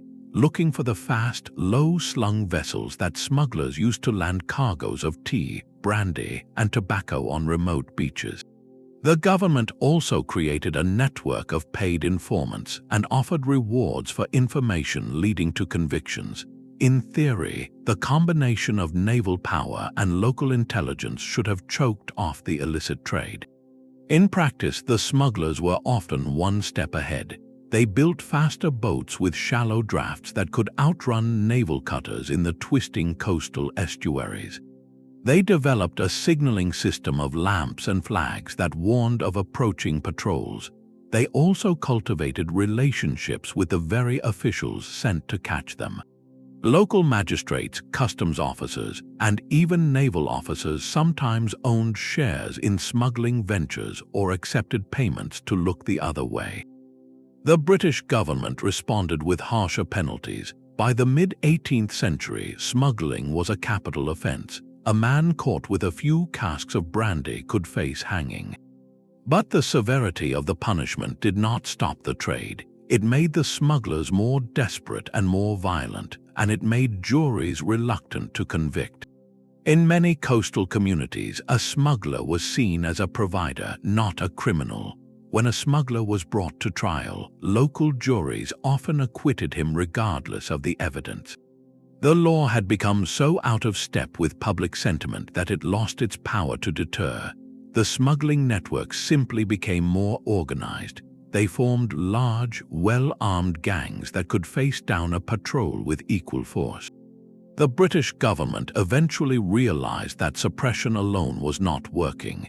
In the late 18th and early 19th centuries, it began lowering tariffs on tea and other popular smuggled goods.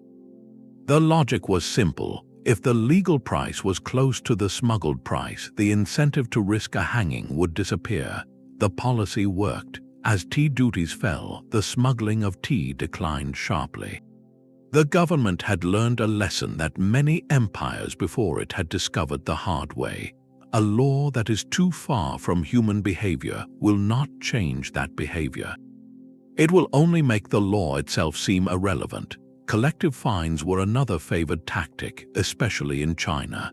Under the Ming and Qing dynasties, entire villages were held responsible for smuggling in their area. If a single farmer was caught trading salt illegally, the whole village could be fined, and the local officials could lose their positions. The theory was that peer pressure would make everyone a guardian of the law. In practice, it created a culture of mutual protection. Neighbors who might have reported a smuggler under other circumstances now had an incentive to keep quiet because a report would bring punishment on everyone. The village became a conspiracy of silence. Smugglers operated with the tacit approval of their communities, and the authorities could never find enough informants to break the cycle. The collective fines did not stop smuggling. They simply pushed it deeper into the fabric of village life, where it became a shared secret that bound the community together against the state. Occasional amnesties were a tool used by many empires, including the Romans, the Ottomans, and the Chinese. A ruler would declare a period during which smugglers could come forward, pay a reduced fine, and receive a formal pardon for past offenses. The goal was to bring the hidden economy back into the light and reset the relationship between the state and its subjects. Amnesties often worked in the short term. Thousands of smugglers would register their goods, pay the fine, and swear to obey the law, but the structure of the shadow economy was not dismantled.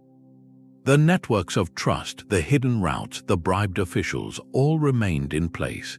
As soon as the amnesty ended, the smuggling resumed, often with the same participants who had just been pardoned. The amnesty had given them a clean slate, but it had not removed the economic pressures that drove them to break the law in the first place. The state had essentially licensed the shadow economy to continue, as long as it paid a fee for the privilege. In the end, the empires discovered a painful truth. Suppression alone could not eliminate the shadow economy because the shadow economy was not a tumor on the body of the state.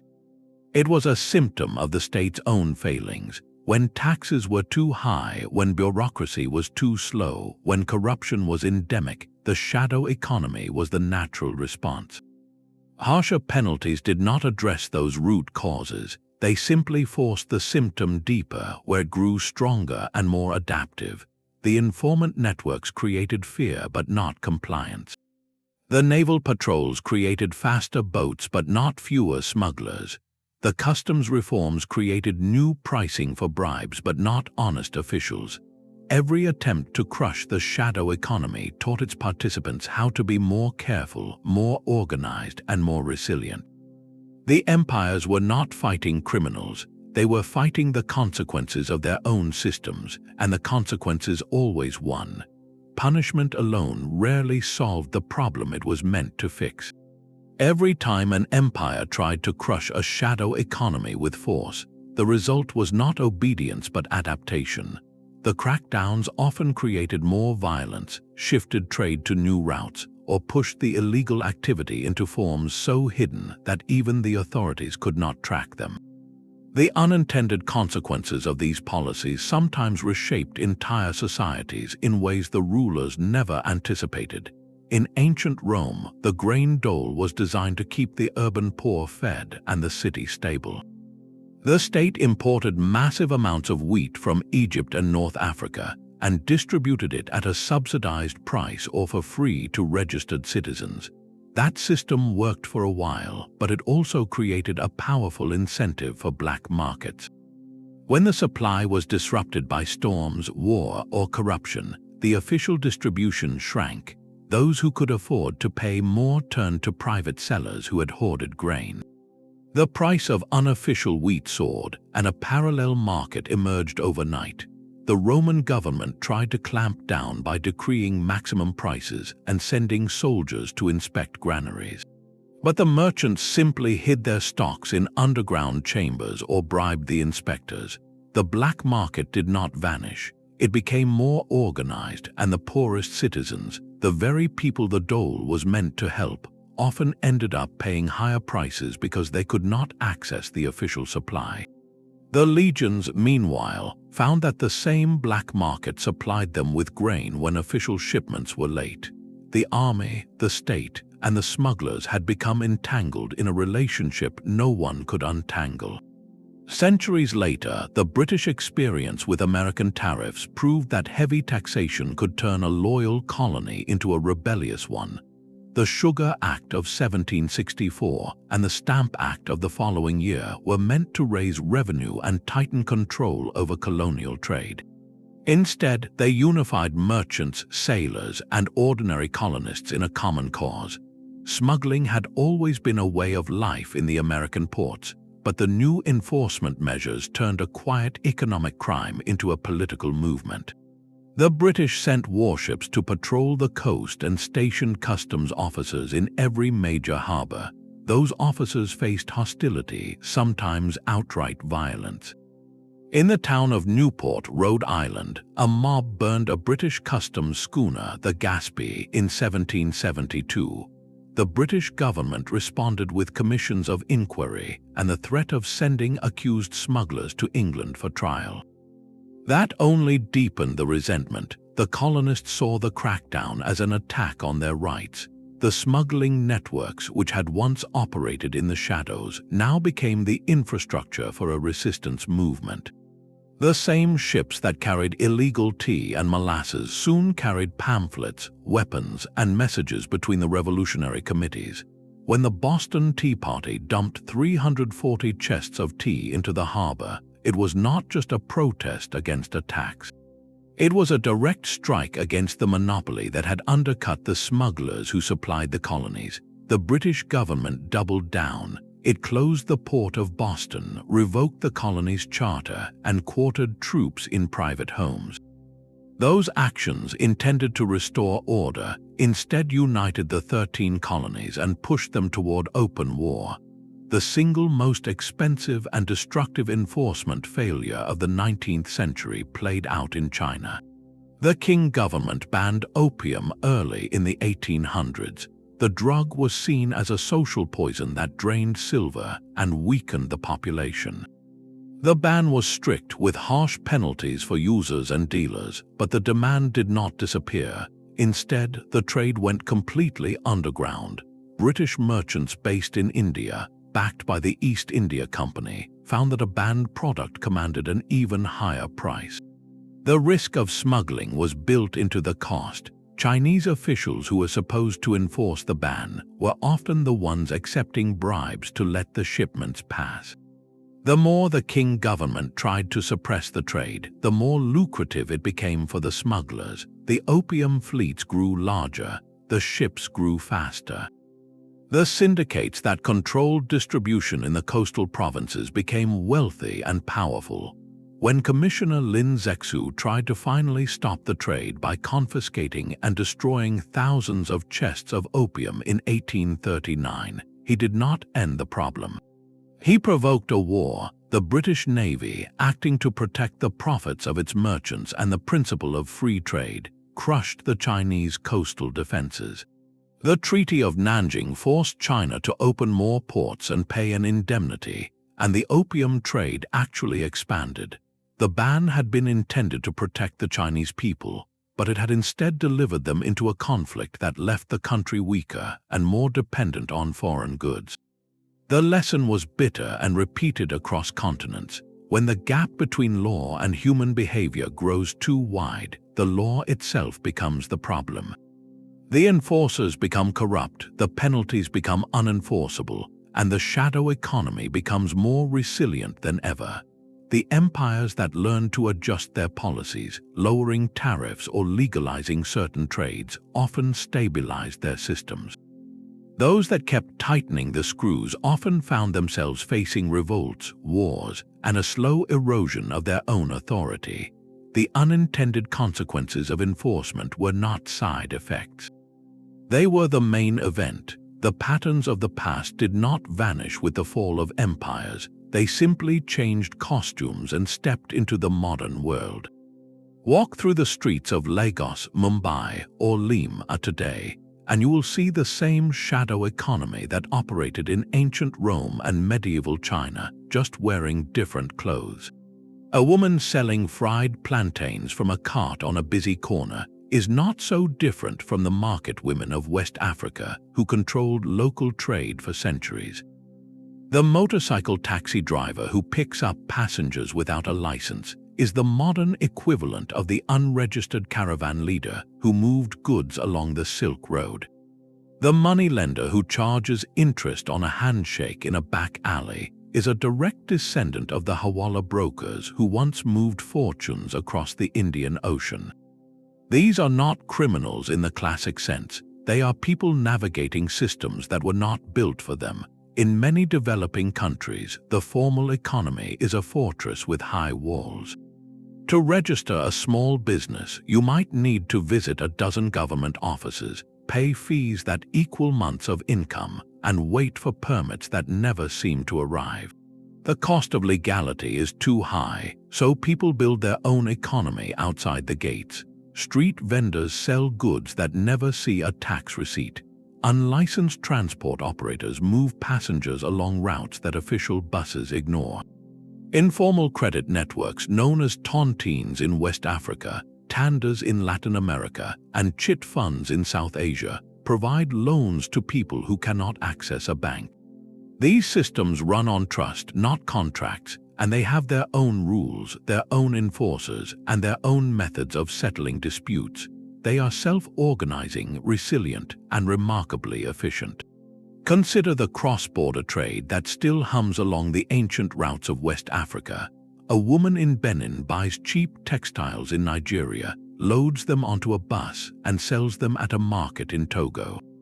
She never declares the goods at customs, and she pays no import duty. The profit margin is thin, but it feeds her family. This is not a new phenomenon. It is the same trade that moved cloth and spices through the same region centuries ago. The colonial borders that split ethnic groups and trading circuits did not erase those connections, they simply made them illegal. The modern smuggler is often just a trader following a route that existed long before the border was drawn. the state responds to these informal economies in ways that echo the empires of old. Some governments try to crush them with raids and confiscations. They send police to sweep street vendors from sidewalks, or they set up roadblocks to catch unlicensed taxis. But these crackdowns rarely succeed. The vendors scatter and return the next day. The taxis take back roads. The informal networks adapt faster than the state can enforce.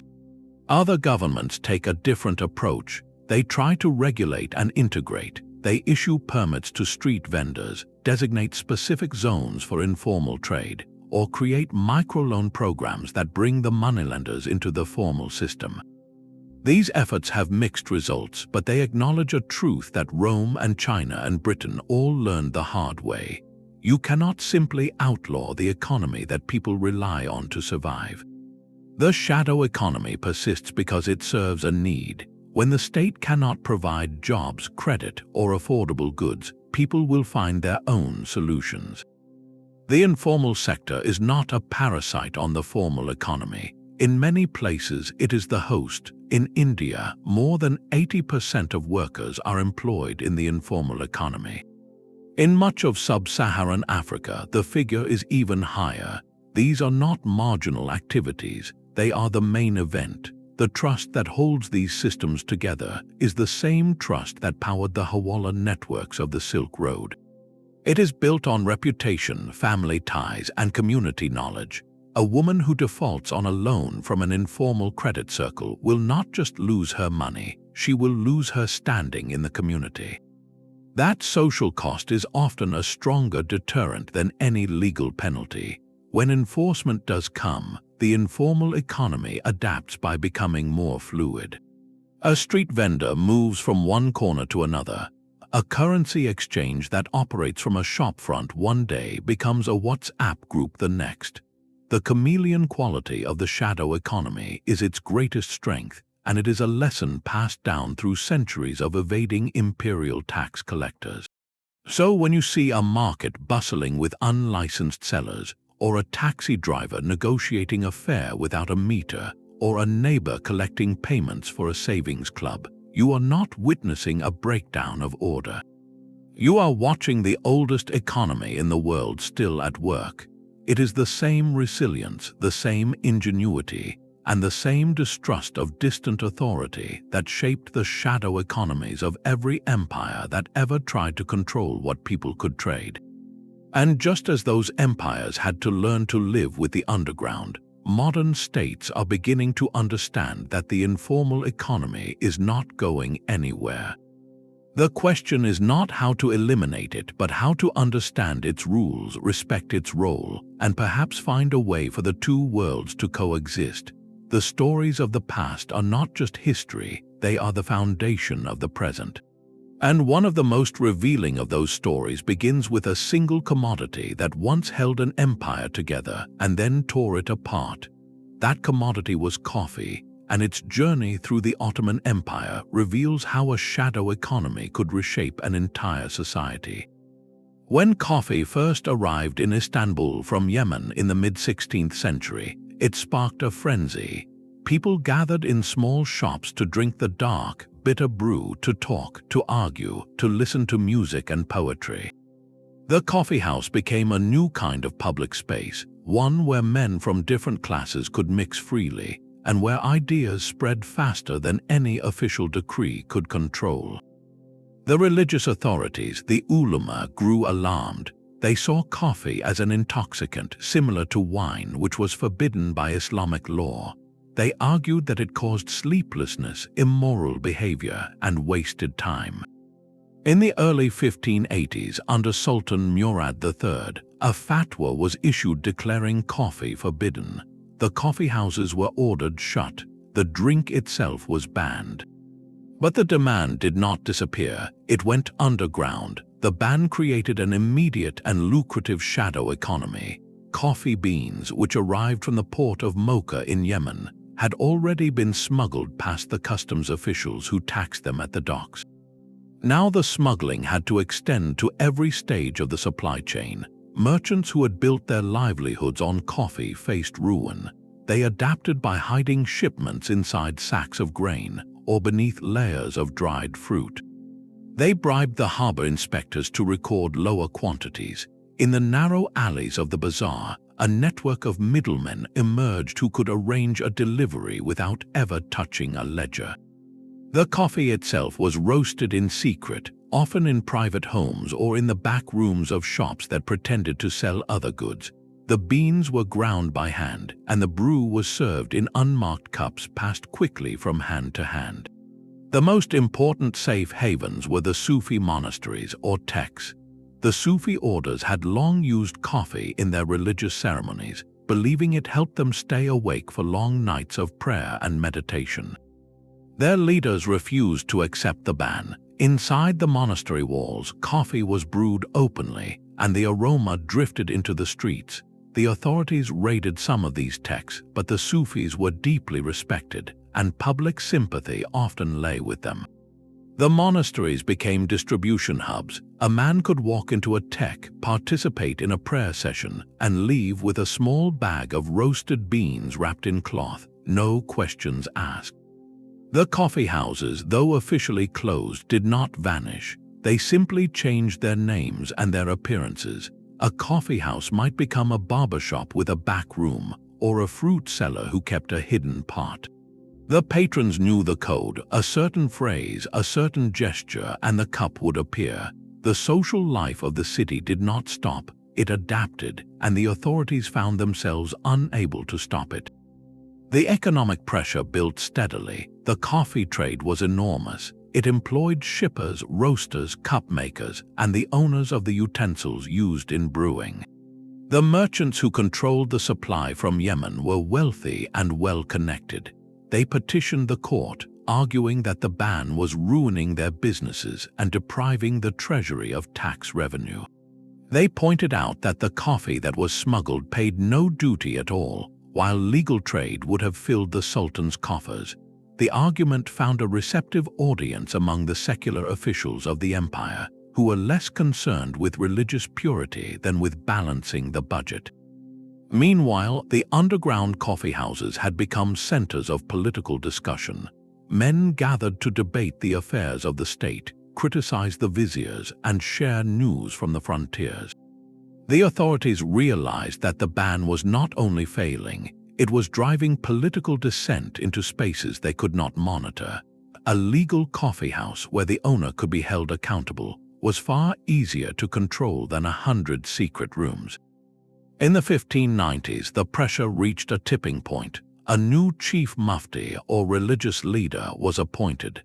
He reviewed the evidence and issued a new fatwa. Coffee was not forbidden, merely permitted. The ban was lifted, coffee houses reopened, and the trade flowed back into the light. The shadow economy that had sustained the drink for nearly 2 decades did not simply disappear. The networks of smugglers and middlemen had become too deeply embedded. Many continued to operate, now dealing in higher quality beans that could fetch a premium beyond the official market. Others turned to different goods, but the story of the Ottoman Coffee Ban reveals a profound truth about shadow economies. When a law is out of step with what people actually want, it does not stop them from getting it. It only pushes them into the shadows where the trade becomes harder to control and the profits become larger. The Ottoman state had to learn that lesson the hard way, and in the end, it chose legalization over enforcement. The coffee houses that survived the ban became the heartbeat of Ottoman social life, places where poetry was recited, politics was debated, and alliances were formed.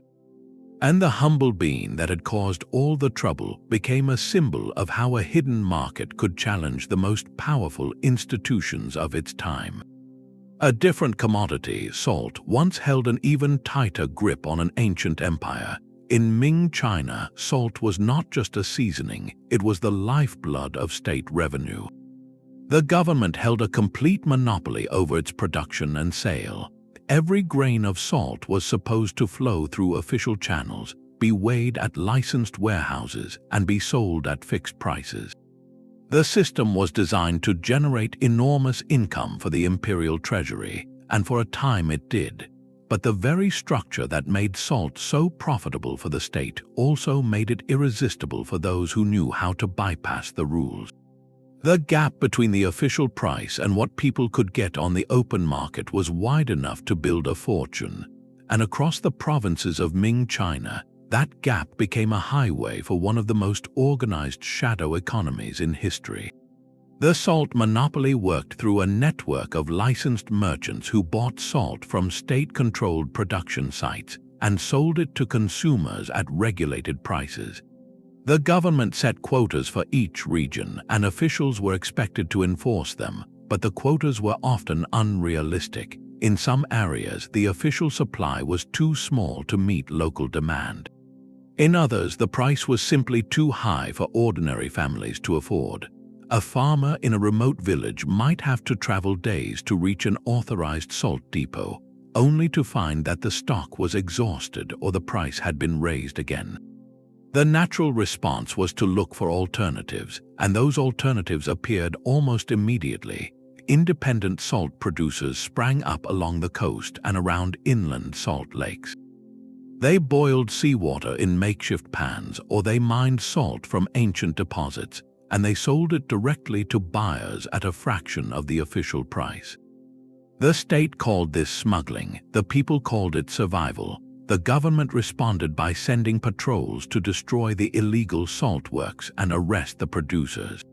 But the coastline was long, the lakes were many, and the officials were often the ones taking bribes to look the other way. A local magistrate might be paid a regular fee by a salt smuggling ring in exchange for advance warning of inspections. In some districts, the very officials charged with enforcing the monopoly were its most active participants.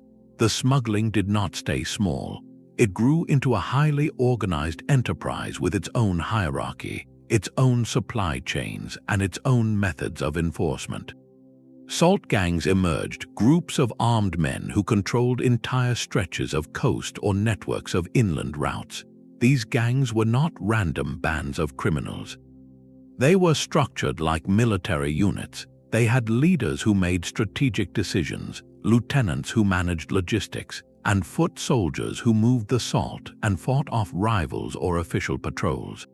They developed signals, safe houses, and payment systems that allowed them to operate across vast distances.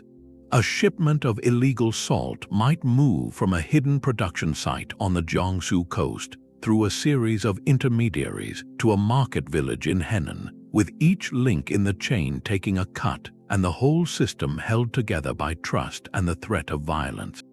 The scale of this operation was staggering. Historians estimate that at certain points during the Ming dynasty, as much as half of all salt consumed in the empire moved through illegal channels. That meant the imperial treasury was losing a massive portion of its most reliable revenue. The shortfall had to be made up elsewhere, which meant higher taxes on land, on goods, on trade. Those taxes fell heaviest on the poorest families, the same people who were already paying inflated prices for salt because the official supply was unreliable. The shadow economy did not just drain the state, it distorted the entire economy, pushing more people into hardship and more wealth into the hands of those who operated outside the law. The salt gangs grew so powerful that they began to challenge the state itself. In some regions, they controlled not only the salt trade but also local militias, tax collection, and the loyalty of villagers. When the government sent troops to crack down, the gangs often fought back. Skirmishes between salt smugglers and imperial soldiers were common along the coast of Zhejiang and Fujian. In one documented case from the early 1500s, a salt gang leader named Wang Zhai built a fleet of ships and established a base on an offshore island, from which he controlled smuggling routes across the East China Sea. The government offered a reward for his capture and sent a naval expedition, but Wang Zhai evaded them for years, protected by a network of informants and local allies.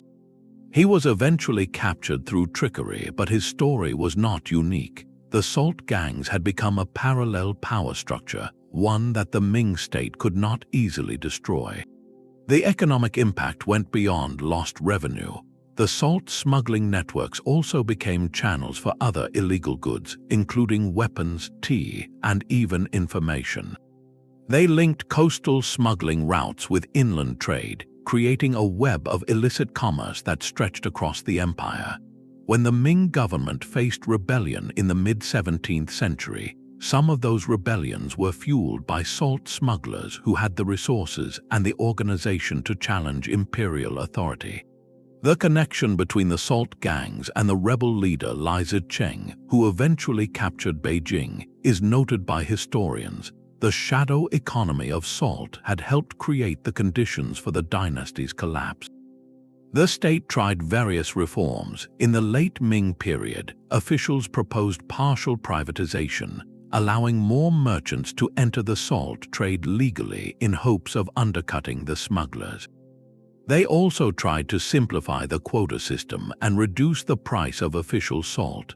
These reforms had some effect, but they could not undo decades of entrenched smuggling. The gangs adapted by shifting their operations to new regions or by diversifying into other goods. The monopoly itself was eventually abolished after the Ming fell, replaced by different systems under the Qing dynasty, but the pattern persisted. Wherever the state created a monopoly on a necessity, a shadow economy grew up to supply it more cheaply and more efficiently than the official system ever could. What made the salt smuggling of Ming China so significant was not just its size but its structure. It was not a collection of small-time operators working independently. It was a coordinated, hierarchical industry with its own rules and its own leadership. It demonstrated something that every empire eventually learned. When you create a monopoly on a good that people cannot live without, you are not just taxing a commodity. You are creating an incentive for an entire parallel economy to emerge, one that can grow large enough to threaten the state itself. The salt gangs did not start as revolutionaries. They started as merchants who found a gap between the law and human need. But over time, that gap became a chasm, and the shadow economy that filled it became a power that the Ming Empire could never fully contain. Along the cold shores of the Baltic Sea, a different kind of empire rose, one built not on conquest but on a shared ledger. The Hanseatic League was a confederation of merchant guilds and market towns that stretched from London to Novgorod, from Bergen to Bruges. It was not a state, yet it acted with the authority of one. It negotiated treaties, waged wars, and collected its own taxes. And at the heart of its power was a system of trade that deliberately sidestepped the feudal lords and royal monopolies that controlled most of Europe.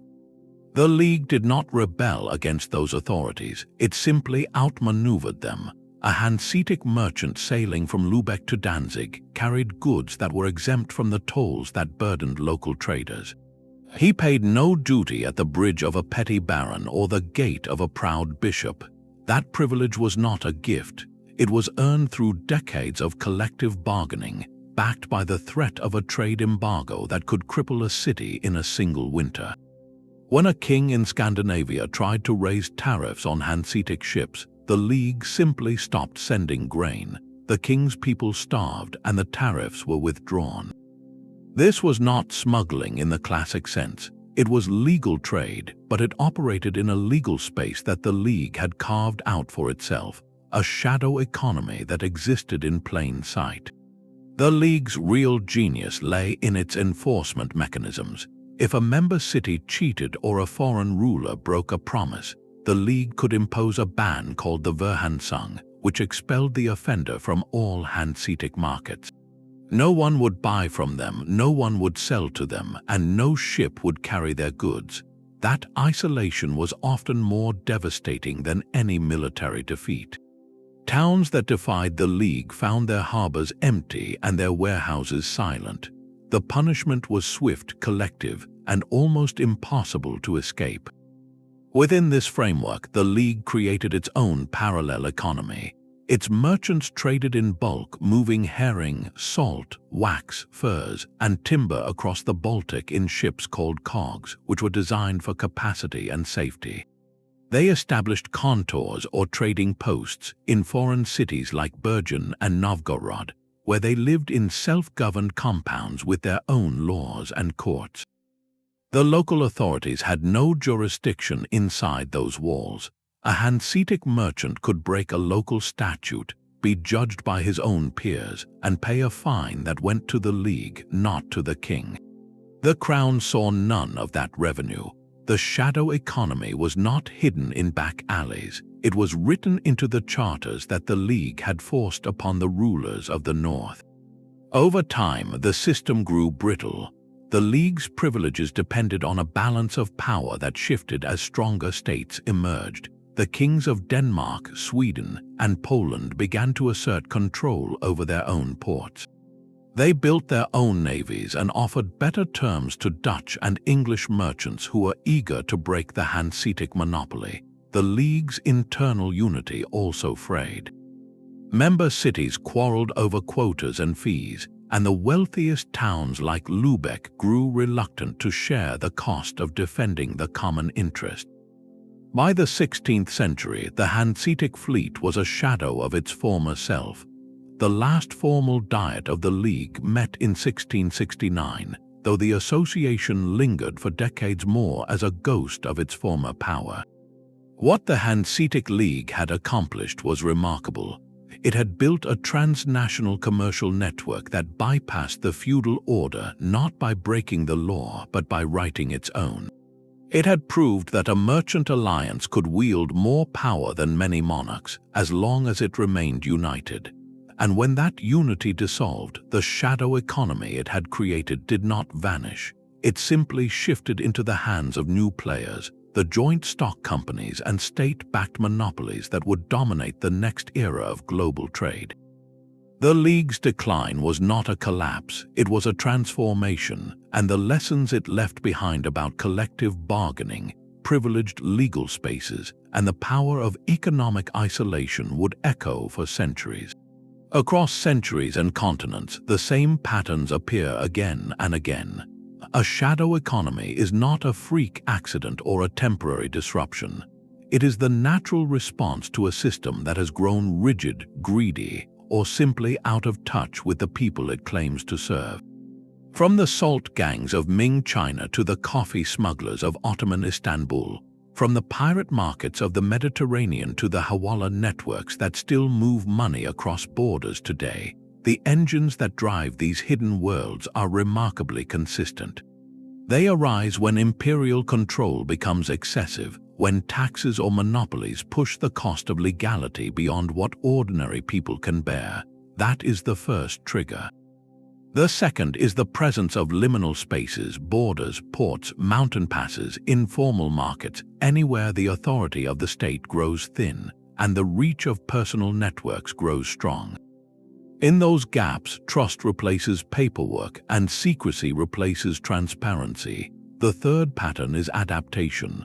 Every time an empire cracks down, the shadow economy does not collapse, it learns. It finds new routes, new bribes, new ways to hide, and finally, over time, these systems become normalized. They become woven into the fabric of daily life, accepted by the very officials who are supposed to suppress them. The corruption of customs officers in colonial America, the complicity of local governors in Spanish ports, the silent partnership between Roman soldiers and Germanic traders, these were not exceptions. They were the rule. The mechanisms that make shadow economies work are the same everywhere. Social trust, the kind that binds a village or a clan, replaces the need for contracts. Alternative currencies, whether they are cowrie shells, salt bars, or simply a ledger kept in memory, allow value to flow without official recognition. Secrecy, from coded messages to hidden compartments, protects the network from prying eyes. And corruption, the quiet understanding that a small payment can smooth the way, lubricates every transaction. These are not signs of a broken society. They are signs of a society that has learned to work around a system that no longer works for it. The empires that tried to crush these networks often ended up weakening themselves instead. The Chinese salt monopoly bled revenue to the gangs. The British tea tariffs fueled a revolution. The Ottoman Coffee Ban only created a more organized underground. Each time, the state learned too late that the shadow economy was not an enemy to be destroyed, but a mirror in which its own flaws were reflected. As we look across the full sweep of this story, one truth becomes undeniable. The shadow economies that thrived outside imperial tax and trade systems were not parasites on the body of history. They were often the body itself, the real engine of exchange, the invisible scaffolding that held up the public markets and the royal treasuries. They were the space where ordinary people found a way to live, to trade, to survive, and sometimes to challenge the very structures that claimed to rule them. The question that remains is not whether these hidden systems will disappear, because they have never disappeared. The question is what they reveal about power, about human nature, and about the fragile line between order and the chaos that always waits just beyond its reach. These shadow economies were not flaws in the imperial machine. They were essential parts of it, the goods that official channels could not supply, the credit that banks would not extend, the labor that guilds refused to register. All of it flowed through the hidden networks. Without them, the great empires would have choked on their own bureaucracy. A Roman province could not have fed its garrisons without the grain that moved through bribes and undercounted harvests. A Ming dynasty could not have kept its coastal villages alive without the salt that slipped past the monopolists.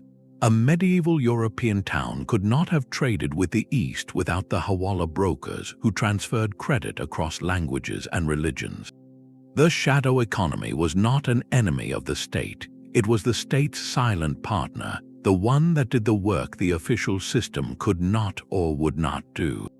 It provided flexibility when the rules were too rigid, speed when the paperwork was too slow, and access when the gates were locked. And it did all of this without ever asking for permission.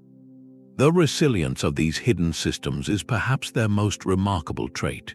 They survived every crackdown, every reform, every war, and every revolution. When one route was closed, another opened. When one ringleader was captured, another stepped forward. The trust networks that underpin shadow economies are passed down through families and communities, and they adapt faster than any law can be written. That resilience offers a lesson for anyone who studies power. The state can control armies and treasuries, but it cannot control the human instinct to trade, to trust, and to survive. The most powerful empires in history learned this the hard way. They learned that the line between legal and illegal is not fixed. It is a negotiation, a constant dance between what the law demands and what people need. And when the law demands too much, people simply step out of the light and into the shadows, where they have always known how to find one another. So what does this mean for how we understand history itself? It means that the official records are only half the story. The tax ledgers and royal decrees tell us what rulers wanted to happen. But the hidden networks, the smuggled spices, the unregistered loans, the whispered promises, these tell us what actually happened. They reveal the real economy, the one that kept people fed, clothed, and connected across every border and every barrier. The empires that fell were often the ones that ignored this invisible world. The ones that lasted learned to work with it, to bend their laws to fit human behavior, to accept that the shadow economy was not a threat to be crushed but a force to be understood. And that understanding is still relevant today. Every modern government that struggles with the informal sector, with tax evasion, with cross-border smuggling, is wrestling with the same forces that challenged Rome, Ming China, and the Ottoman Empire. The details have changed, but the underlying logic has not. The invisible economies of the past did not just shape history. They are history, written in the spaces between the lines of official records. They are the story of how ordinary people found a way to live when the systems around them failed. They are a reminder that power is never absolute, that the most enduring networks are built not on laws but on trust, and that the human drive to trade and to connect will always find a path around any obstacle. If you close one route, another opens. If you outlaw a commodity, a substitute appears. If you tax a transaction, it goes underground. The shadow economy is not a parasite on civilization. It is civilization's oldest and most adaptable organ, and it has never stopped beating. If this journey through the hidden markets of the past has changed how you see the world, consider sharing that perspective. Hit the like button, subscribe to the channel, and leave a comment with your thoughts on historical shadow economies. Which story surprised you most? Which empire do you think handled its underground trade best? The conversation continues below, and I want to hear what you discovered along the way. Until next time, remember that the most powerful currents often run beneath the surface, and the history we see is only the beginning.